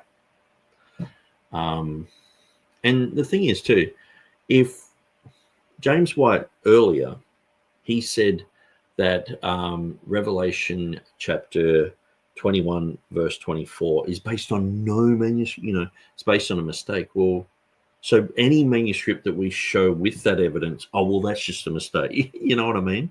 So we have evidence for it. He was saying there's no evidence. Well, it's not a conjectural emendation, but anyway. I just thought I'd point that out, that it's sort of just wrong again, Starting in the 1920s and 30s, these early papyri came to light. We found them, and they brought our knowledge of the New Testament text all the way back to within a few generations of the original writings. So who's dated these? Where do they come from? These scraps of paper, could it be part of Marcion's text? Could it be just someone in the middle of a sermon writing something down as a scribble? Some of these are as big as a postage stamp. Does that mean that that's the most accurate text? What if it's just like a sermon note? What if it's actually someone saying, hey, the heretics are changing the verses here, here, here, and that's just a tiny section? Yep. But see, the thing is, most critical text guys believe the manuscripts are preserved and the doctrines are preserved, where Textus Receptus people, we believe the words are preserved. And God can do that through any means. He can do that through electronic means. He can do it through print. He can do it through manuscripts. Yeah, he's done it through all. And so, but that's the difference between James White and us. No other work of antiquity, nobody, Plato, Aristotle, it doesn't matter, Pliny, Suetonius, anyone writing back then, nobody has as early attestation for their writings as we have for the New Testament. Well, evolutionists say that they have all the bones and they're old. We know that there's deception when it comes to these sciences, and so you've got to chemically test these things before you can turn around and say, hey, we've got this that dates back to the 2nd century, 3rd century. People have been wrong on these things. Dan Wallace was completely wrong in his Bart Ehrman debate and saying he had a first, was early 2nd century Gospel of Mark or something like that. It was like, and it ended up being like a 3rd or 4th century document. It wasn't that special. And it's like, why are you doing this? Because they always push everything back. But Marcion existed around that time, so earlier doesn't mean the best. You go, what makes it the best is that it's accurate, it makes sense, it's logical. And people who know the languages, they can read these things and go, yeah, that's a logical text. That makes sense. It's not just got a stupid reading in there. And that's the thing with Vaticanus and Sinaiticus. That's why people who know the languages really well reject these. And so they're just hopelessly corrupt. In fact, when I debated Bart Ehrman, who's the leading English critic of the New Testament today, when I debated him, he made a statement that I never expected to hear him say. He said, for the New Testament, we have much earlier manuscript evidence than for any other work of antiquity. Keep that in mind when your local Bible or local college guy starts attacking the Bible and saying that we can't know what it originally read and stuff like that. But see, the thing is, apparently for 1,500 years, we didn't know what it read until Westcott and Hort came along and have given us the basis of all that we've got today. And so they've come along and just thrown out whole entire sections of Scripture. The last 12 verses of Mark, the woman caught in adultery story, just throwing them out. And we know through people who aren't kooky King James people like Maurice Robinson, people like James Snape Jr., people who are doing this type of study, they've proven the pericope adulteri should be in there. It's part of an early lection cycle that it was taken out because of the Feast of Pentecost and just removed sometimes to the end of the book. But they're like, oh no, it was just floating around. But then they say it's a real story of Jesus. It actually happened, but it's not Scripture. How can they determine that? It's like, well, yeah, it really happened. Jesus really did that, but that's not Scripture. It's like, well, how come? It's like, well, because we said so. We determine what Scripture is. It's strange. So these papyri manuscripts have demonstrated that in the key places where Sinaiticus and Vaticanus, those are two almost complete Bibles. Sinaiticus is, Vaticanus ends at Hebrews 9:14. Those, by the way, Vaticanus was known to Erasmus, and he trusted it. He asked his friend Bombasius to look up whether 1 John 5. He trusted it. So looking at something now is trusting it. Even though he looked at it and rejected the readings, he looked at Vaticanus, but then he put the comma in. So he was looking at everything. He was just being studious. If you look at everything, it doesn't mean you're in agreement with it. That's deception, James. You know better than saying that. 5:7, the Comma Johanneum was in Vaticanus, and it wasn't. Why would he do that if he thought it was a corrupt text? He didn't think it was a corrupt text at all. He was looking at everything. If people were saying, that this is an old manuscript or etc., Erasmus said that Vaticanus is probably a back translation of a Latin text. And he didn't trust it. So James White's saying he did trust it, and he thought it was a reputable, good manuscript. When Erasmus himself said he doesn't trust it, he didn't use it, and he said it's a back translation from a Latin text. He says that in his annotations in the 1535 edition. So they have become the big boogeymen because Westcott and Hort depended upon them so much. But what you need to understand is anybody arguing that those two are the big guys today are 100 years behind where we are in textual criticism. No. Let me just see if I can get the quote. Westcott and Hort. I'll just quickly search for this.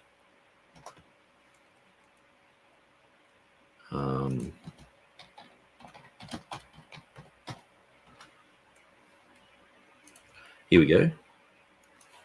Straight away. Way of Life, David Cloud. Are the modern versions based on Westcott and Hort? The theories of textual criticism which underlie the Westcott and Hort text of 1881 have been somewhat discredited by textual critics in the 20th century. It's not surprising, therefore, that modern version proponents today often disassociate themselves from Westcott and Hort and claim that they merely use an eclectic Greek text. Eclectic means to select or employ individual elements from a variety of sources, systems, or styles. James White, author of the popular and influential book, The King James Only Controversy, makes this claim. He says, while modern Greek texts are not identical to that created by Westcott and Hort, one can still find defenders of the AV drawing in black and white, saying that all modern versions are based upon their work. That's James White, page 99. I've heard other modern version defenders imply that Westcott and Hort are irrelevant to the subject of the biblical text because no textual critic now holds to the Westcott and Hort theories of textual criticism. So Westcott and Hort were completely debunked. There was no Lucianic recension. Even James White will tell you that.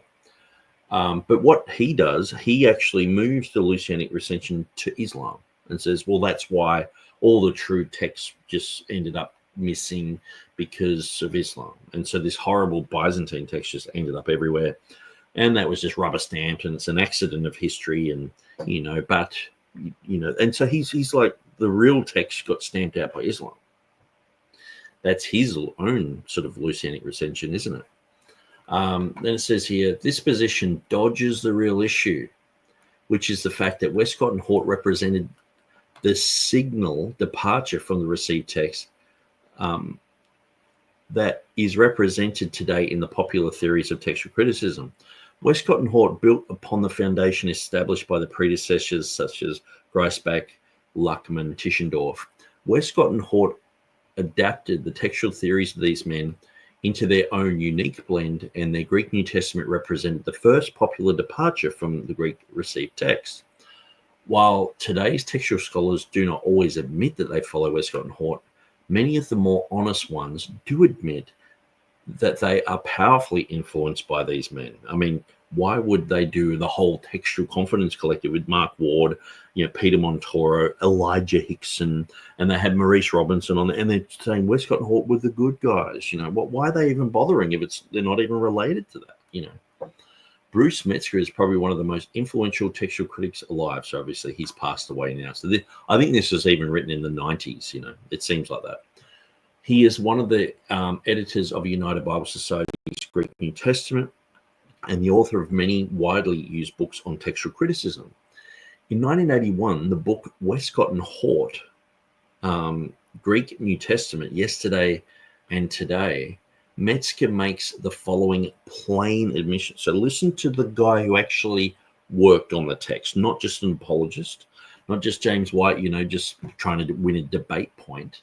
Listen to what Metzger said. The International Committee that produced the United Bible Society's Greek New Testament not only adopted the Westcott and Hort edition as its basic text, but followed their methodology in giving attention both to external and internal consideration. So are we 100 years out? How long ago was this? He's saying this in 1981. So this is in the time when they have Carlo Martini in 1975, a Jesuit. He joined the committee.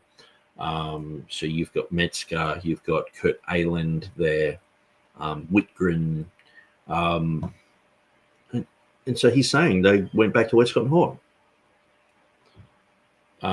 In light of this admission by such a prominent textual authority, James White needs to explain for his readers why he condemns the King James Bible believers for claiming Westcott and Hort are still followed. Why is he saying that we're a bunch of liars when Metzger said it? So when we quote Metzger, we're lying, apparently. He's the guy who did it. So James White does this quite a lot. He'll say these things over and over and over in a debate.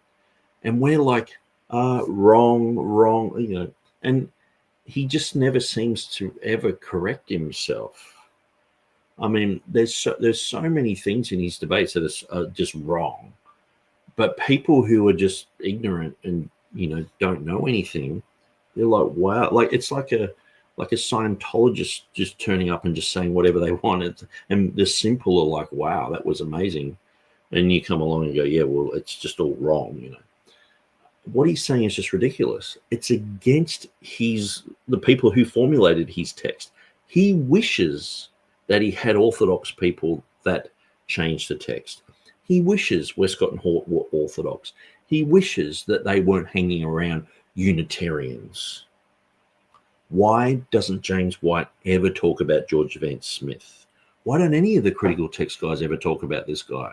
He's like a big mystery. Like, he never happened. Talk about him. If you want to be honest, why won't critical text people talk about George Vance Smith? Why won't they talk about Carlo Martini? Yeah, they might, like James White might mention if he's put right on the spot. Well, Carlo Martini, he will say, I don't have to worry about the liberalism of Kurt Aland. He'll say that in a debate because they've got all the information and the apparatus there. But the choices are by these men. The choices are by the Westcott and Hort and the Unitarian, by the Jesuit guy.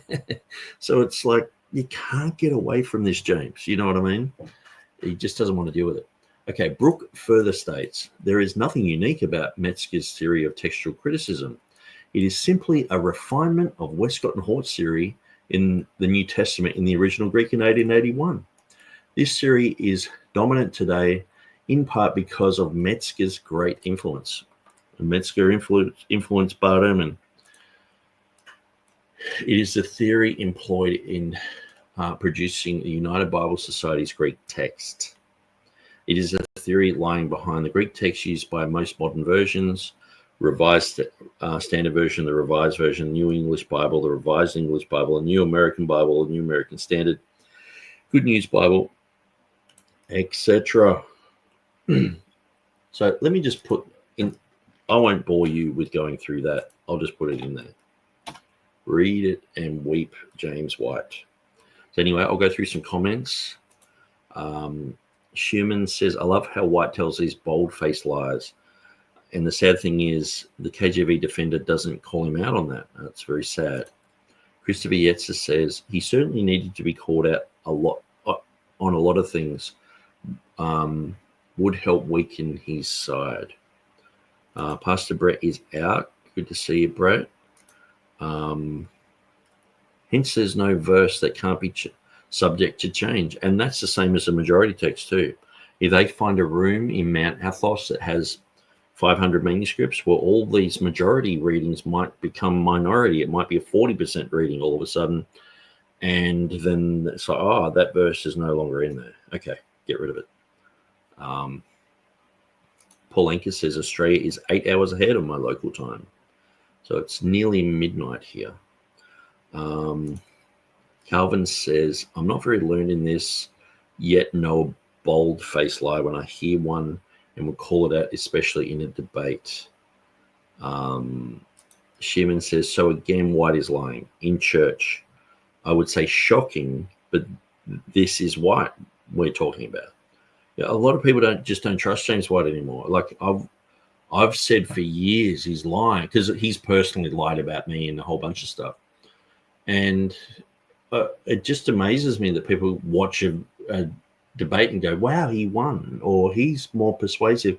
It's like, just slow down, think about exactly what's being said here, and is what he's saying true or not? If he's lying, then he's a liar. He's just as much of a liar as someone who's saying, hey, you have to have this special medicine or else you're going to kill your grandma, sort of thing.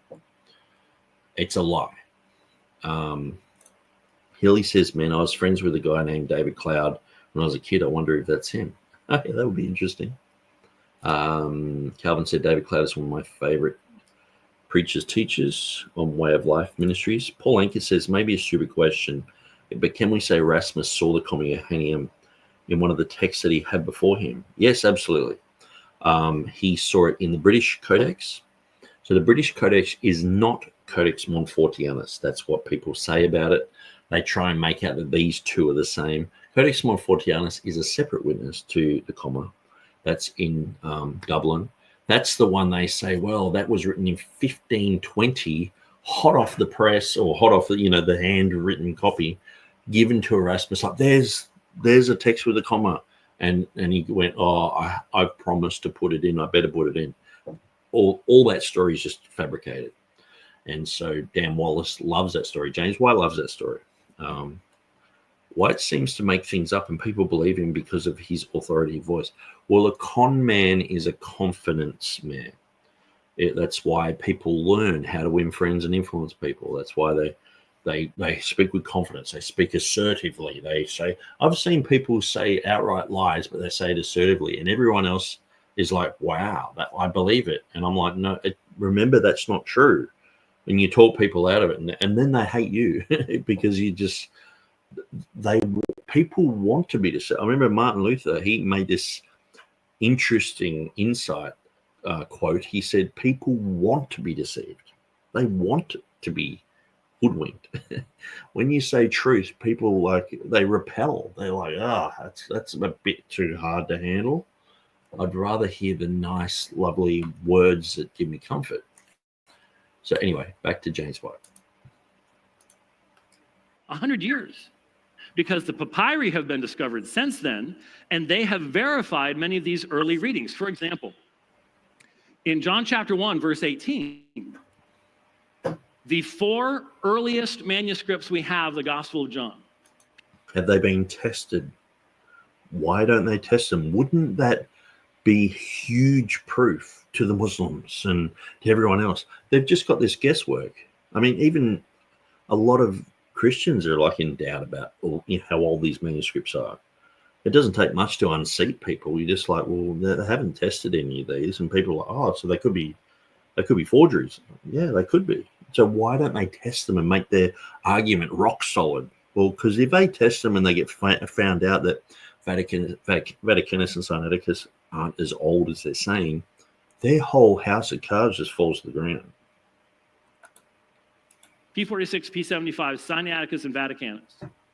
The 4 earliest manuscripts we have describe Jesus with the word theos, monogenes theos, the unique, which was a Gnostic heresy that they fought against.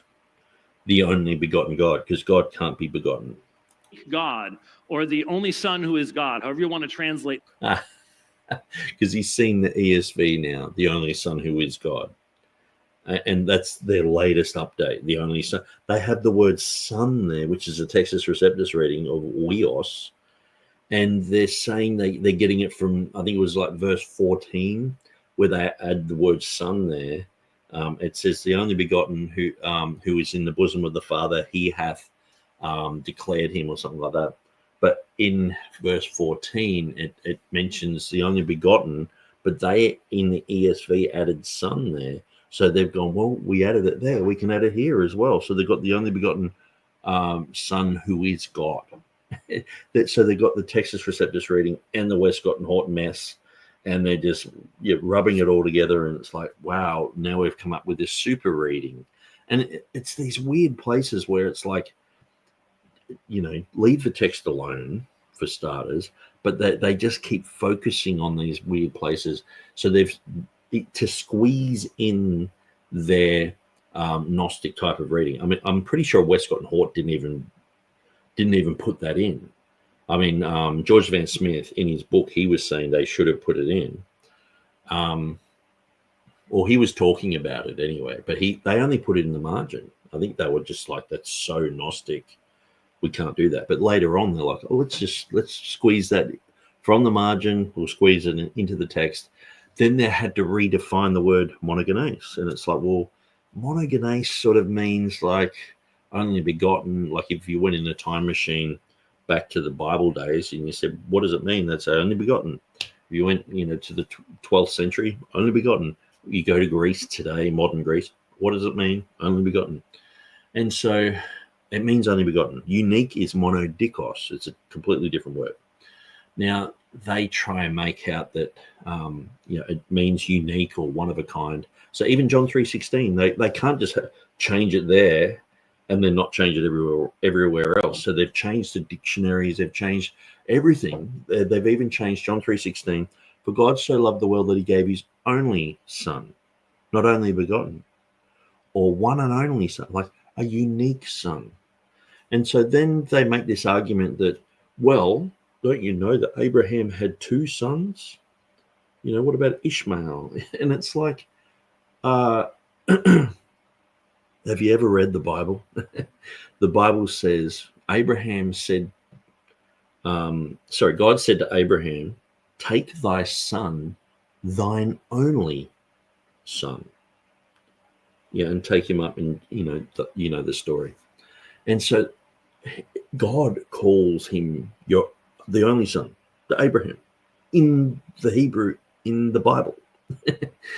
But these guys are like, we've looked at dictionaries, and they just want to squeeze their weird reading in. And the Jehovah's Witnesses love that reading. Yeah, the only begotten God, because you've got two gods. You've got the big God and the small God. Jesus is a small God. So anywhere it talks about God being Jesus, well, yeah, of course he is. He's a small God. The phrase. Now, later manuscripts, especially the Byzantine tradition, have monogenes huios, the only begotten son. Now, he's not talking about quotations from the early church writers. He's not talking about versional evidence or anything like that. It's just what we have in our hand today is all we've ever had, sort of thing. And you don't date it. We said it's old. It's old. Believe us. Trust us. This is a reference to the deity of Christ. And it's found in not just Sinaiticus and Vaticanus, but now we've found other manuscripts, such as P75, which we know P75 and Vaticanus are in the same line, but they're not, one's not a copy of the other. And so what that means is they're going back to an even earlier manuscript, which would go back to almost as early as 125. Okay, I'll just quickly show you. I've shown this a few times, but Taylor de Soto. If you don't know about Taylor de Soto's work, it's great. And he's just written a book. I haven't read it, but I would say it would be very good. So is there evidence of a clean transmission from P75 to Codex Vaticanus? Okay, so let's have a look down here. According to Gurry and Wasserman, 78% pre-genealogical coherence serves as a sort of baseline or cutoff point in determining whether or not two manuscripts should even be considered relatives of one another. Okay, so it's 78%. So what percentage do you think Vaticanus and P75 are? I mean, James White's like, they're not identical, but they're pointing to this other mystical one that they've never found or don't know about. Apparently, they're just so close. Okay, so let's have a look at how close these are. P75 has a 79.1 pre-genealogical coherence with Codex Vaticanus in the places compared. And so it's 79.1%, where the cutoff point's 78. So it's almost like they made the cutoff point 78 to squeeze this one in. You know what I mean? They're fudging the books. And so it's almost like completely rejected as being related.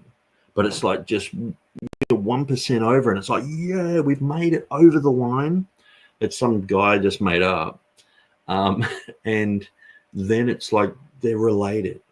They're related, and James White uses this in a debate to prove that these are not only related, but now there's this mystical other one that's dated to 125, not just 120, not just early, it's 125. He's got the dates and everything of this manuscript that they've never seen, no one's ever seen, no one knows about. What's he? Isn't that amazing? Is it like, imagine, because, you can go by percentages. Like, imagine if it was like, okay, you've got to at least have to be considered Italian and to be able to cook a good, pizza and spaghetti, you got to have, to be the minimum, you got to have at least, 78% Italian, and you got 79.1. It's like, oh, you're just scraping. And it's like, yeah, I'm Italian. It's like, they're not close. It's a, yes. Anyway, let's listen to James White talk about this and his mystical phantom manuscript. Never seen before manuscript. Now, this is extremely important, again, in comparison to any other work of antiquity. Nothing comes close to what we have. Especially when you're making it up like that. But here is the deity of Christ being presented to us, both in those two great unsealed manuscripts, as well as in the earlier papyri that have been discovered over the past 100 years. And so this is not a matter. Count von Tischendorf, for example, was a believing Christian man in a very rationalistic German society. Who visited the Pope. He just really believed that there had to be earlier manuscripts to be found, and that's why he kept looking. There's no reason to attack him or talk about political motives or anything else. There was lots of politics in Sinaiticus eventually ending up in the UK because the Tsar of Russia got involved and all sorts of stuff like that. But that doesn't change the reality of the readings that are found in this great manuscript and the value that it has to us. This isn't any type of... Well, you should date it. If you're that confident, get it dated, and then you can say, yeah, it is that old. Well, I don't know how old it is. Diabolical thing. You don't have to have the idea that Satan's behind all of this. Let me give you... It's not about Satan being behind all of this. It's just the Jehovah's Witnesses have brought out a Bible that's diabolical, and we believe Westcott and Hort, Carlo Martini, a Jesuit guy, these Metzger, Kurt Ehler, these guys have produced something that modern day Christians have just been duped into accepting. And because it's $1 billion Bible industrial complex, they've got money behind it. So people are just sucked in by the advertising, basically. I'll give you a quick example. 1 Timothy 3:16. I wish I could show this to you. 1 Timothy 3:16. So James White does this in almost every debate. He brings, or not in almost every debate, but in his presentation of coming against King James onlyism, he brings this issue up. Now, when I'll let him go through his stuff, I'll critique it, and at the end you'll be shocked at what I say. You'll go, and you'll probably fall off your chair, and if you're chewing gum, you'll choke on it, and someone will have to do, what do they call it? The Heimlich maneuver, where they push your chest. It's so bad. In the King James Version and the New King James Version says, God was manifest in the flesh. That's because the Textus Receptus, which again is just the Textus Receptus. So notice he'll talk about that reading, but then he'll talk about some other reading. Okay? It's very important to notice this. And I don't know if anybody has one here tonight. I've got to bring mine. I mean, I've got it on my computer, but the Textus Receptus that people have today is not really a Greek text. It's a Greek text. Listen to this. It's not really a Greek text. The Textus Receptus. So, where are we?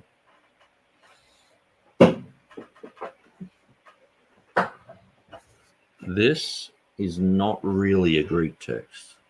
Listen to what he's got to say, because he's been challenged on this, rebuked on this so many times, but based upon English text.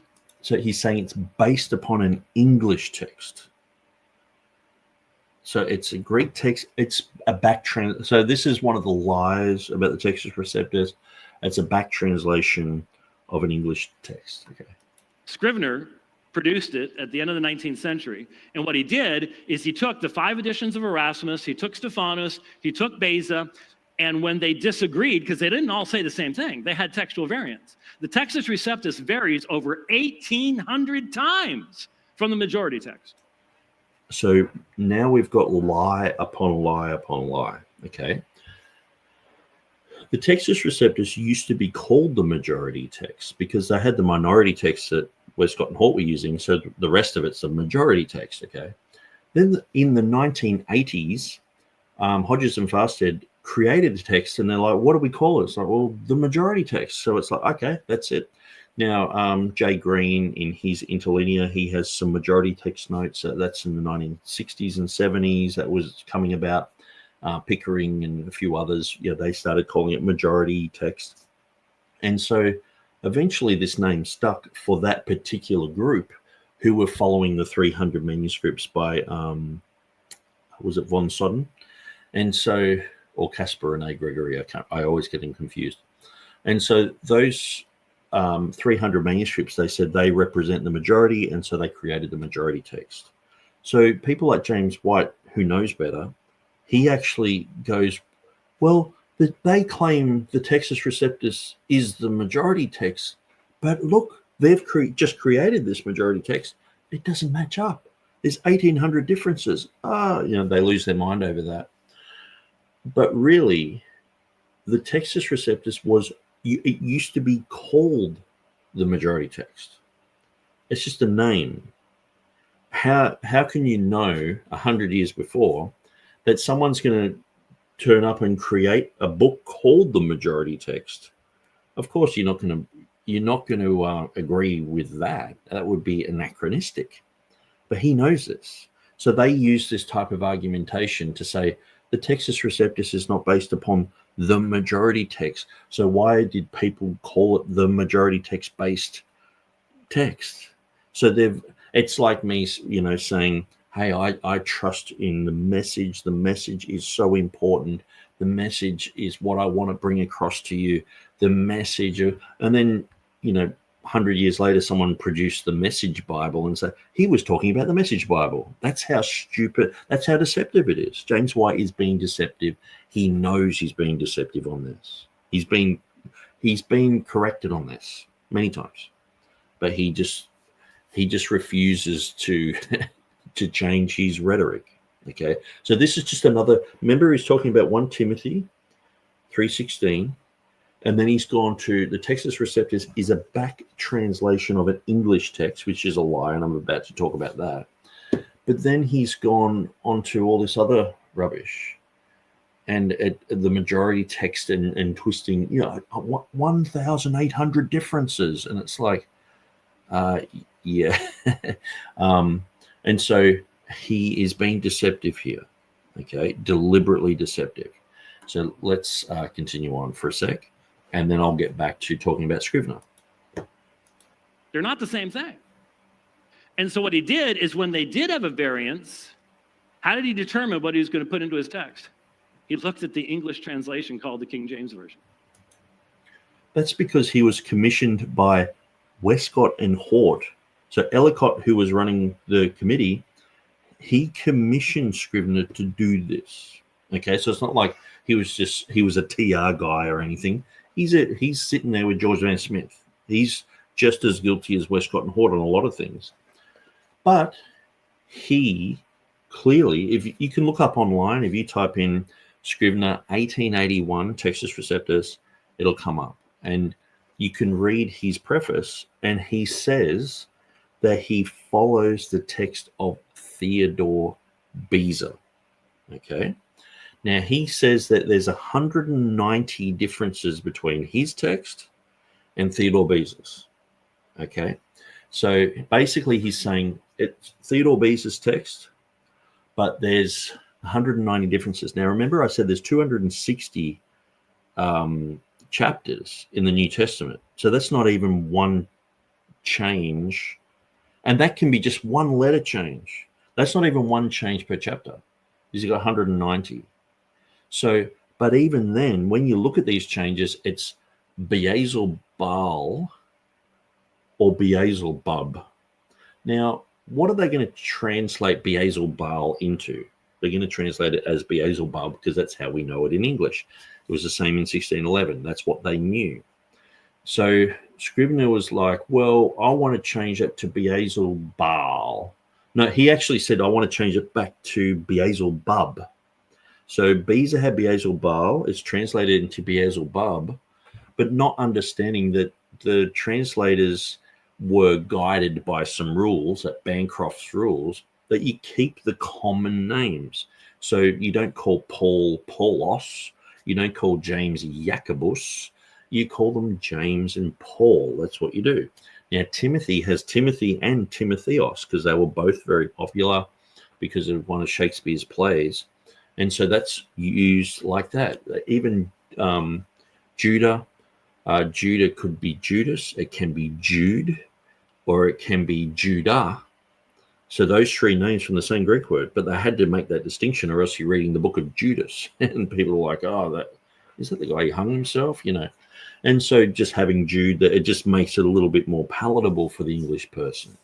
So the King James translators are very sensitive to all those issues. So Scrivener at times was like, oh, they've translated it a certain way.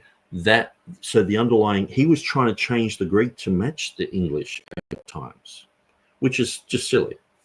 So if it had Nazareth, well, if the underlying is Nazareth, you shouldn't really change it, the Greek, to Nazareth. Okay. And some of the plurals, Rabdon, staff, singular, but that can be translated as plural, Rabdos.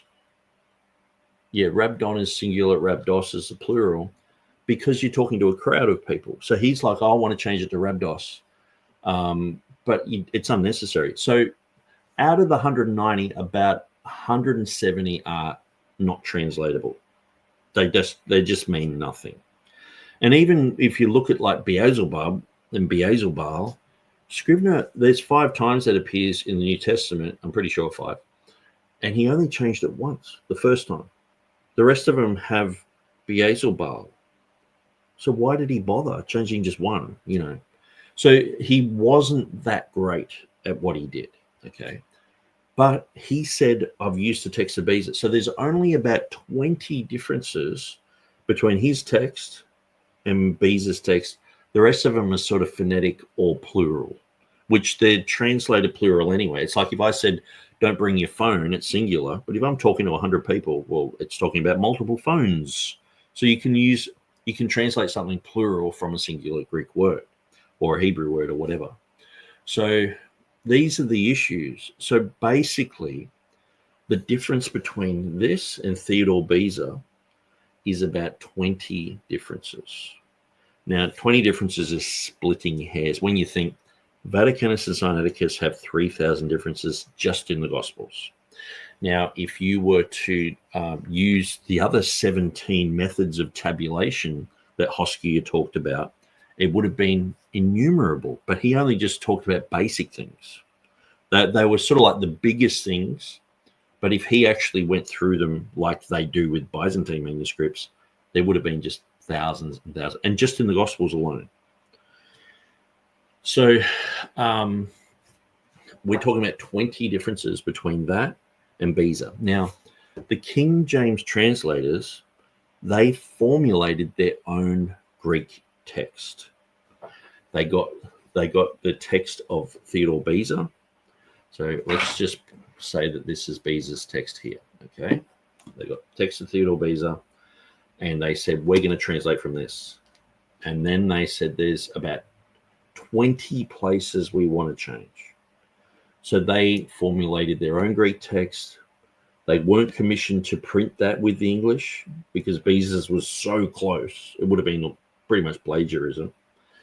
But they said, we're going to go with this, but there's 20 places because they used Beza's sealing as their flaw.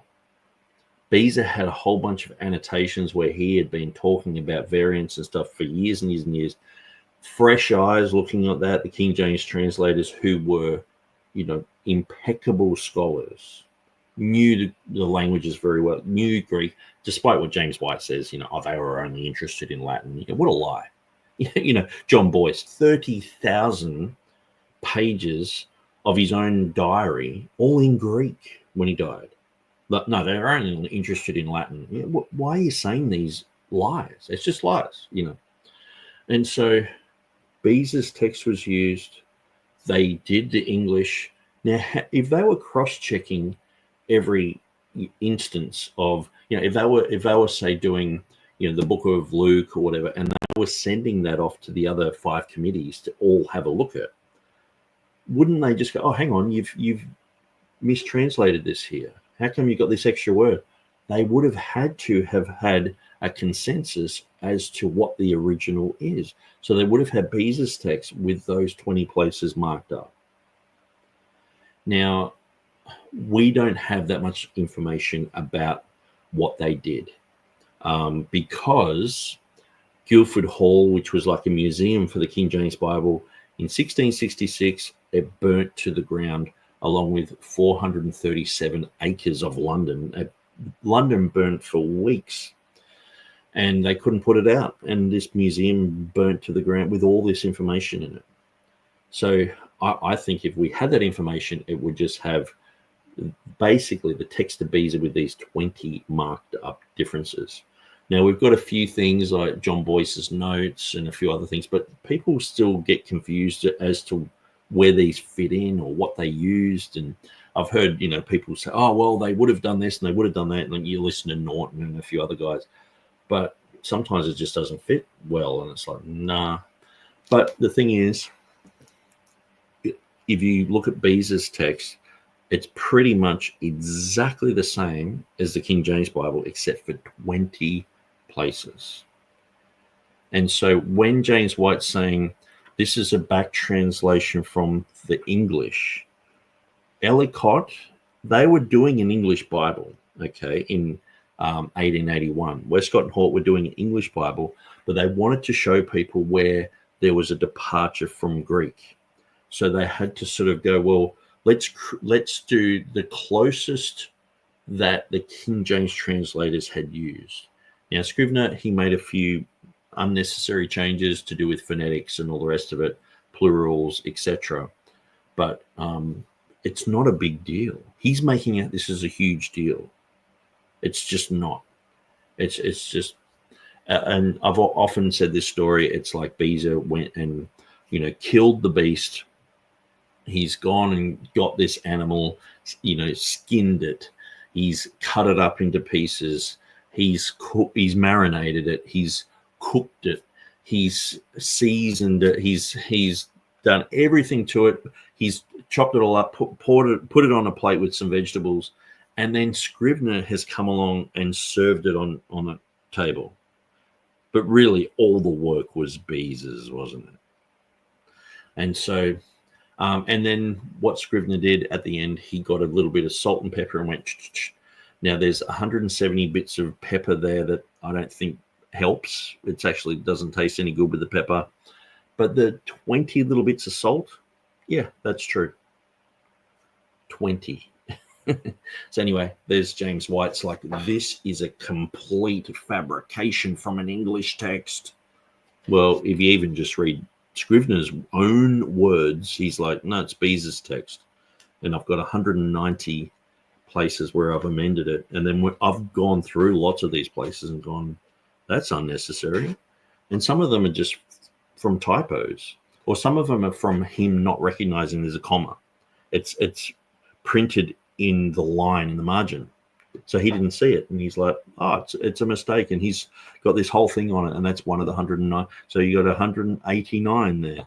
The Beelzebub thing, 100. You just keep going down and down until it's only about 10% of what he did was warranted, which is about 20 changes. So he looked at how did the King James translators decide between the variants in the printed text they were working from. And once he came up with their answer, he created the TR, what we call the TR, from the King James translation itself. So it's sort of a fake Greek text. But James White is lying. In the Textus... I mean, even the NIV, that they did the NIV and then they matched up the Greek to underlie the NIV. They do this. You know what I mean? How come they can do it, but And the thing is, I always go, okay, it's Beza's text, and the King James translators, they did their own Greek text, but they never printed it. Had they printed it, this argument just wouldn't exist. But they didn't see it necessary to print it. Obviously, where they differed in such a small amount of places, like we're talking like, I mean, what's 200 and let's have a look. I'll just quickly do the math.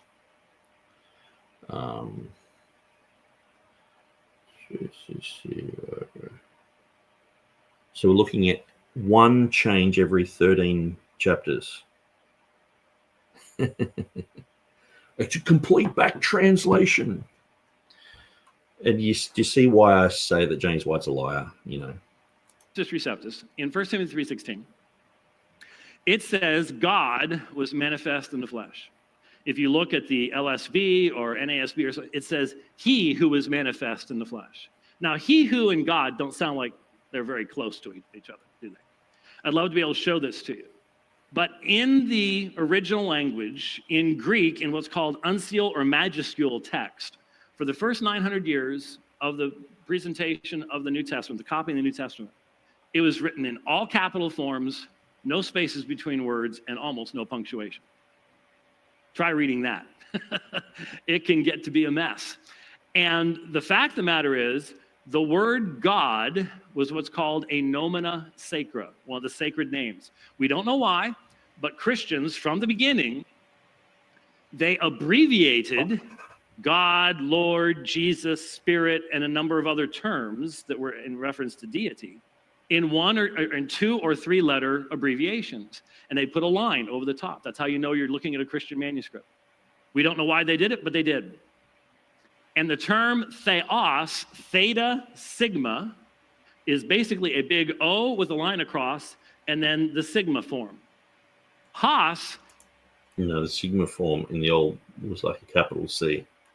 Is a big O with no line across it, and the sigma form. They are identical in form other than one small line in the theta and one line over top. Now, if you're writing on papyri have lines all over the place. So it's very easy to understand how a scribe could misunderstand going either direction what was written by someone else. Ever tried to read somebody else's handwriting? It's a lot of fun. So notice he's saying you could go either way. It could be os, which could have these lines. It's like, it's nomina sacra, or it could be nomina sacra. And it's like it's mistaken, or the lines look like they're page lines or whatever.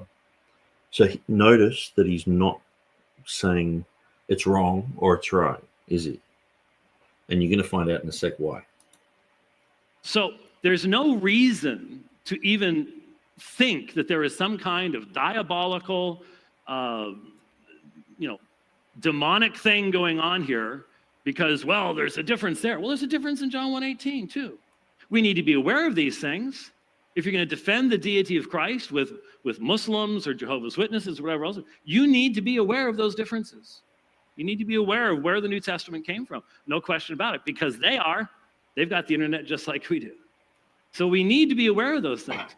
But turning it into, those are counterfeits or those are spirit, there's no reason to do any of that. There's no reason for me to attack the King James translation. Okay, so what does James White say? What's his official position on this? Okay, if you don't know this, you're about to choke on your chewing gum. So 1 Timothy 3:16. Okay, so 261, 262. Okay, let's see what he says. God was manifest in the flesh. Okay, so just to show you, I'm reading James White's book here. So he has the King James on one side and the NIV on the other. He says, there is much to be said in defending the King James rendering of 1 Timothy 3:16, God was manifest in the flesh. Listen to this. In fact, I prefer this reading. He prefers the King James Textus Receptus reading and feel it has sufficient support in the Greek manuscripts. I also can agree with the majority of the comments made on the topic long ago by Dean Burgon. So he's saying he agrees with the TR. Did he say that then? No. He just said, well, either way, it's not a conspiracy. It's not about, demonizing people and bad people and the devil's involved and all. He just says all this stuff. And it's like, because he doesn't tell you what he really thinks about it. But then when Stephen Anderson, of all people, visit James White, and he's like, you reject it, or you accept that reading, don't you? And he's like, oh no, and he's just vague on it because he thinks that the reading should be God. Now, if James White knows a little bit of Greek, he knows you can't have a predicate without a subject. It's a solecism. This is probably one of the biggest grammatical blunders in their whole text. So it says, great is the mystery of godliness. You're leading up to something. And then it doesn't have God was manifest in the flesh, which is probably the strongest verse for the deity of Christ in the whole Bible. It has who appeared in a body. That's what it says in Greek, who appeared in a body, or who was manifest in the flesh. So you've got a predicate without a subject. It's a solecism. Now, is that just me saying it's a solecism? Because I know I'll go, well, 1 John 5:7, it's a solecism there. And people are like, no, it's not. It's not a solecism. Prove it. And it's like, people who know Greek know it's a solecism. 1 Timothy 3:16, anyone who does schoolboy Greek knows it's a solecism. So a solecism is just a grammatical error that's obvious. So you can't have a predicate without a subject, okay? The subject being God. So what do you do with that? Well, Westcott and Hort, they had heard of this theory that maybe, just maybe, Paul broke out into song. So he started singing, he was, or who appeared in a body, and just started singing this song. Okay, maybe they grabbed their little ukulele guitar thing or whatever they were playing back then and just started singing. So that's why it's so abrupt, because Paul was like, great is the mystery of godliness. And you think it's going to go somewhere, but it goes, you grab the guitar and he's just like, starts singing this Christian Hillsong thing. And it's like, that's their official story. It's called the hymn theory. Okay. So Westcott and Hort said it's a solecism. They said, and what I'm saying right now is from Dean John William Burgon, who knew these people and knew what they were saying about it's a hymn theory. And so James White is in agreement with me here. He's not in disagreement with me here. He's in agreement with Dean John William Burgon on this verse. He's in agreement with the Textus Receptus on this verse. But would you get that from what he's just said? He brought up this verse. Then he talked about the Textus Receptus it's not even a Greek text. It's a fake, all the rest of it. And then he's gone back to the verse and he's gone either way, it's not a conspiracy and all this. I mean, if you have to invent a hymn theory, he said he agrees with Dean John William Burgon. Dean Burgon, he said he agrees with him. Dean Burgon pulled Westcott and Hort over the coals on this issue and just made a mockery out of them because it's the greatest grammatical blunder in the whole Nestle, Alan, Westcott and Hort, whatever you want to call it, text. It's a mistake. It's a solecism. And so, James White should really just be a bit more clear and at least back up what he's saying in his book, because he doesn't say that publicly. He just says, I can go either way. It's not a conspiracy theory. Sort of, that's what he usually says. Because of the way they rendered John 1:18. It was just simply what was in the Greek text that they were translating from. And we need to know what the history of that text was. So hopefully that will become clarified even more as we continue our conversation. Thank you for being here this evening. It's better than listening to Leonard Skinner. Good evening. All right. Thank you. better than listening to Lynyrd Skynyrd. So they must have been playing locally, I guess. Well, I was going to go through both of these guys, but I thought after I did an hour-long introduction, it's 12:30 here, and I've got to be up at probably 5 o'clock in the morning, so I'm going to get like a few hours sleep. So I'm going to leave it there, and we will listen to the rebuttal from the King James guy. And I look at his name and go to pronounce it.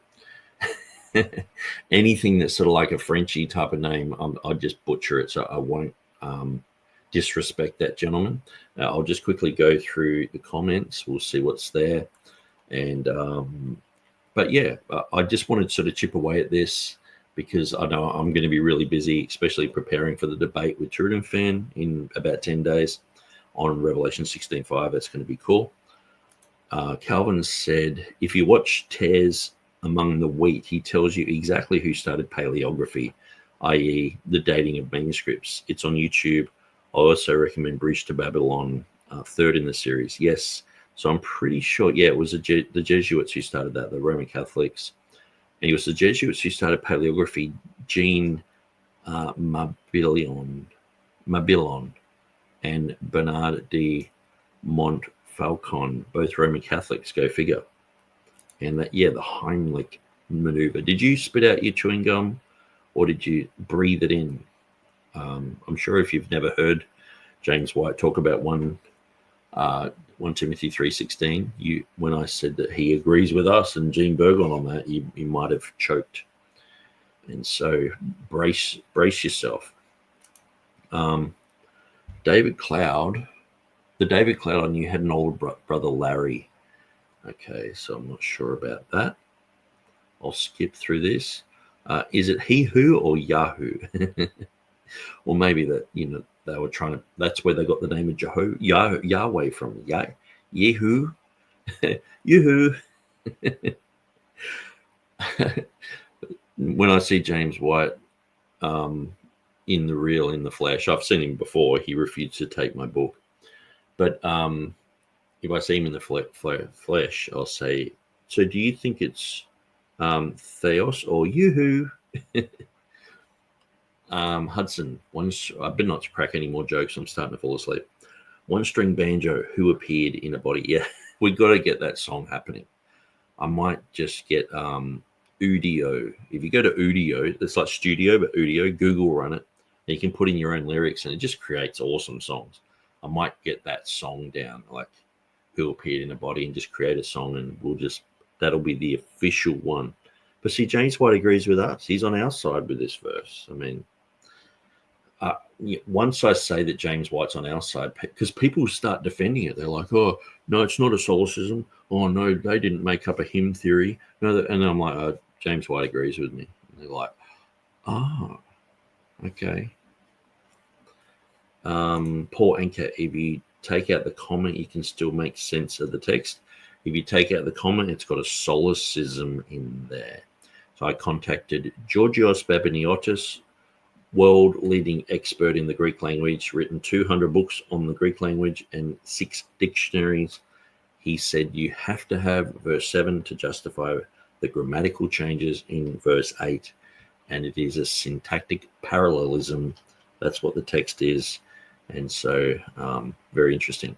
Hudson says, are you debating TurretinFan on this channel? Yes. So I think we're going to have it on this channel and stream it on his channel at the same time. Dilly Billy says, great job, Nick. Thank you. I choked on my gum. You warned me, though. Yeah. So I'm glad that your wife was there to just give you the that you needed. Anyway, guys, God bless you. I'll play my outro, and we will see you again soon.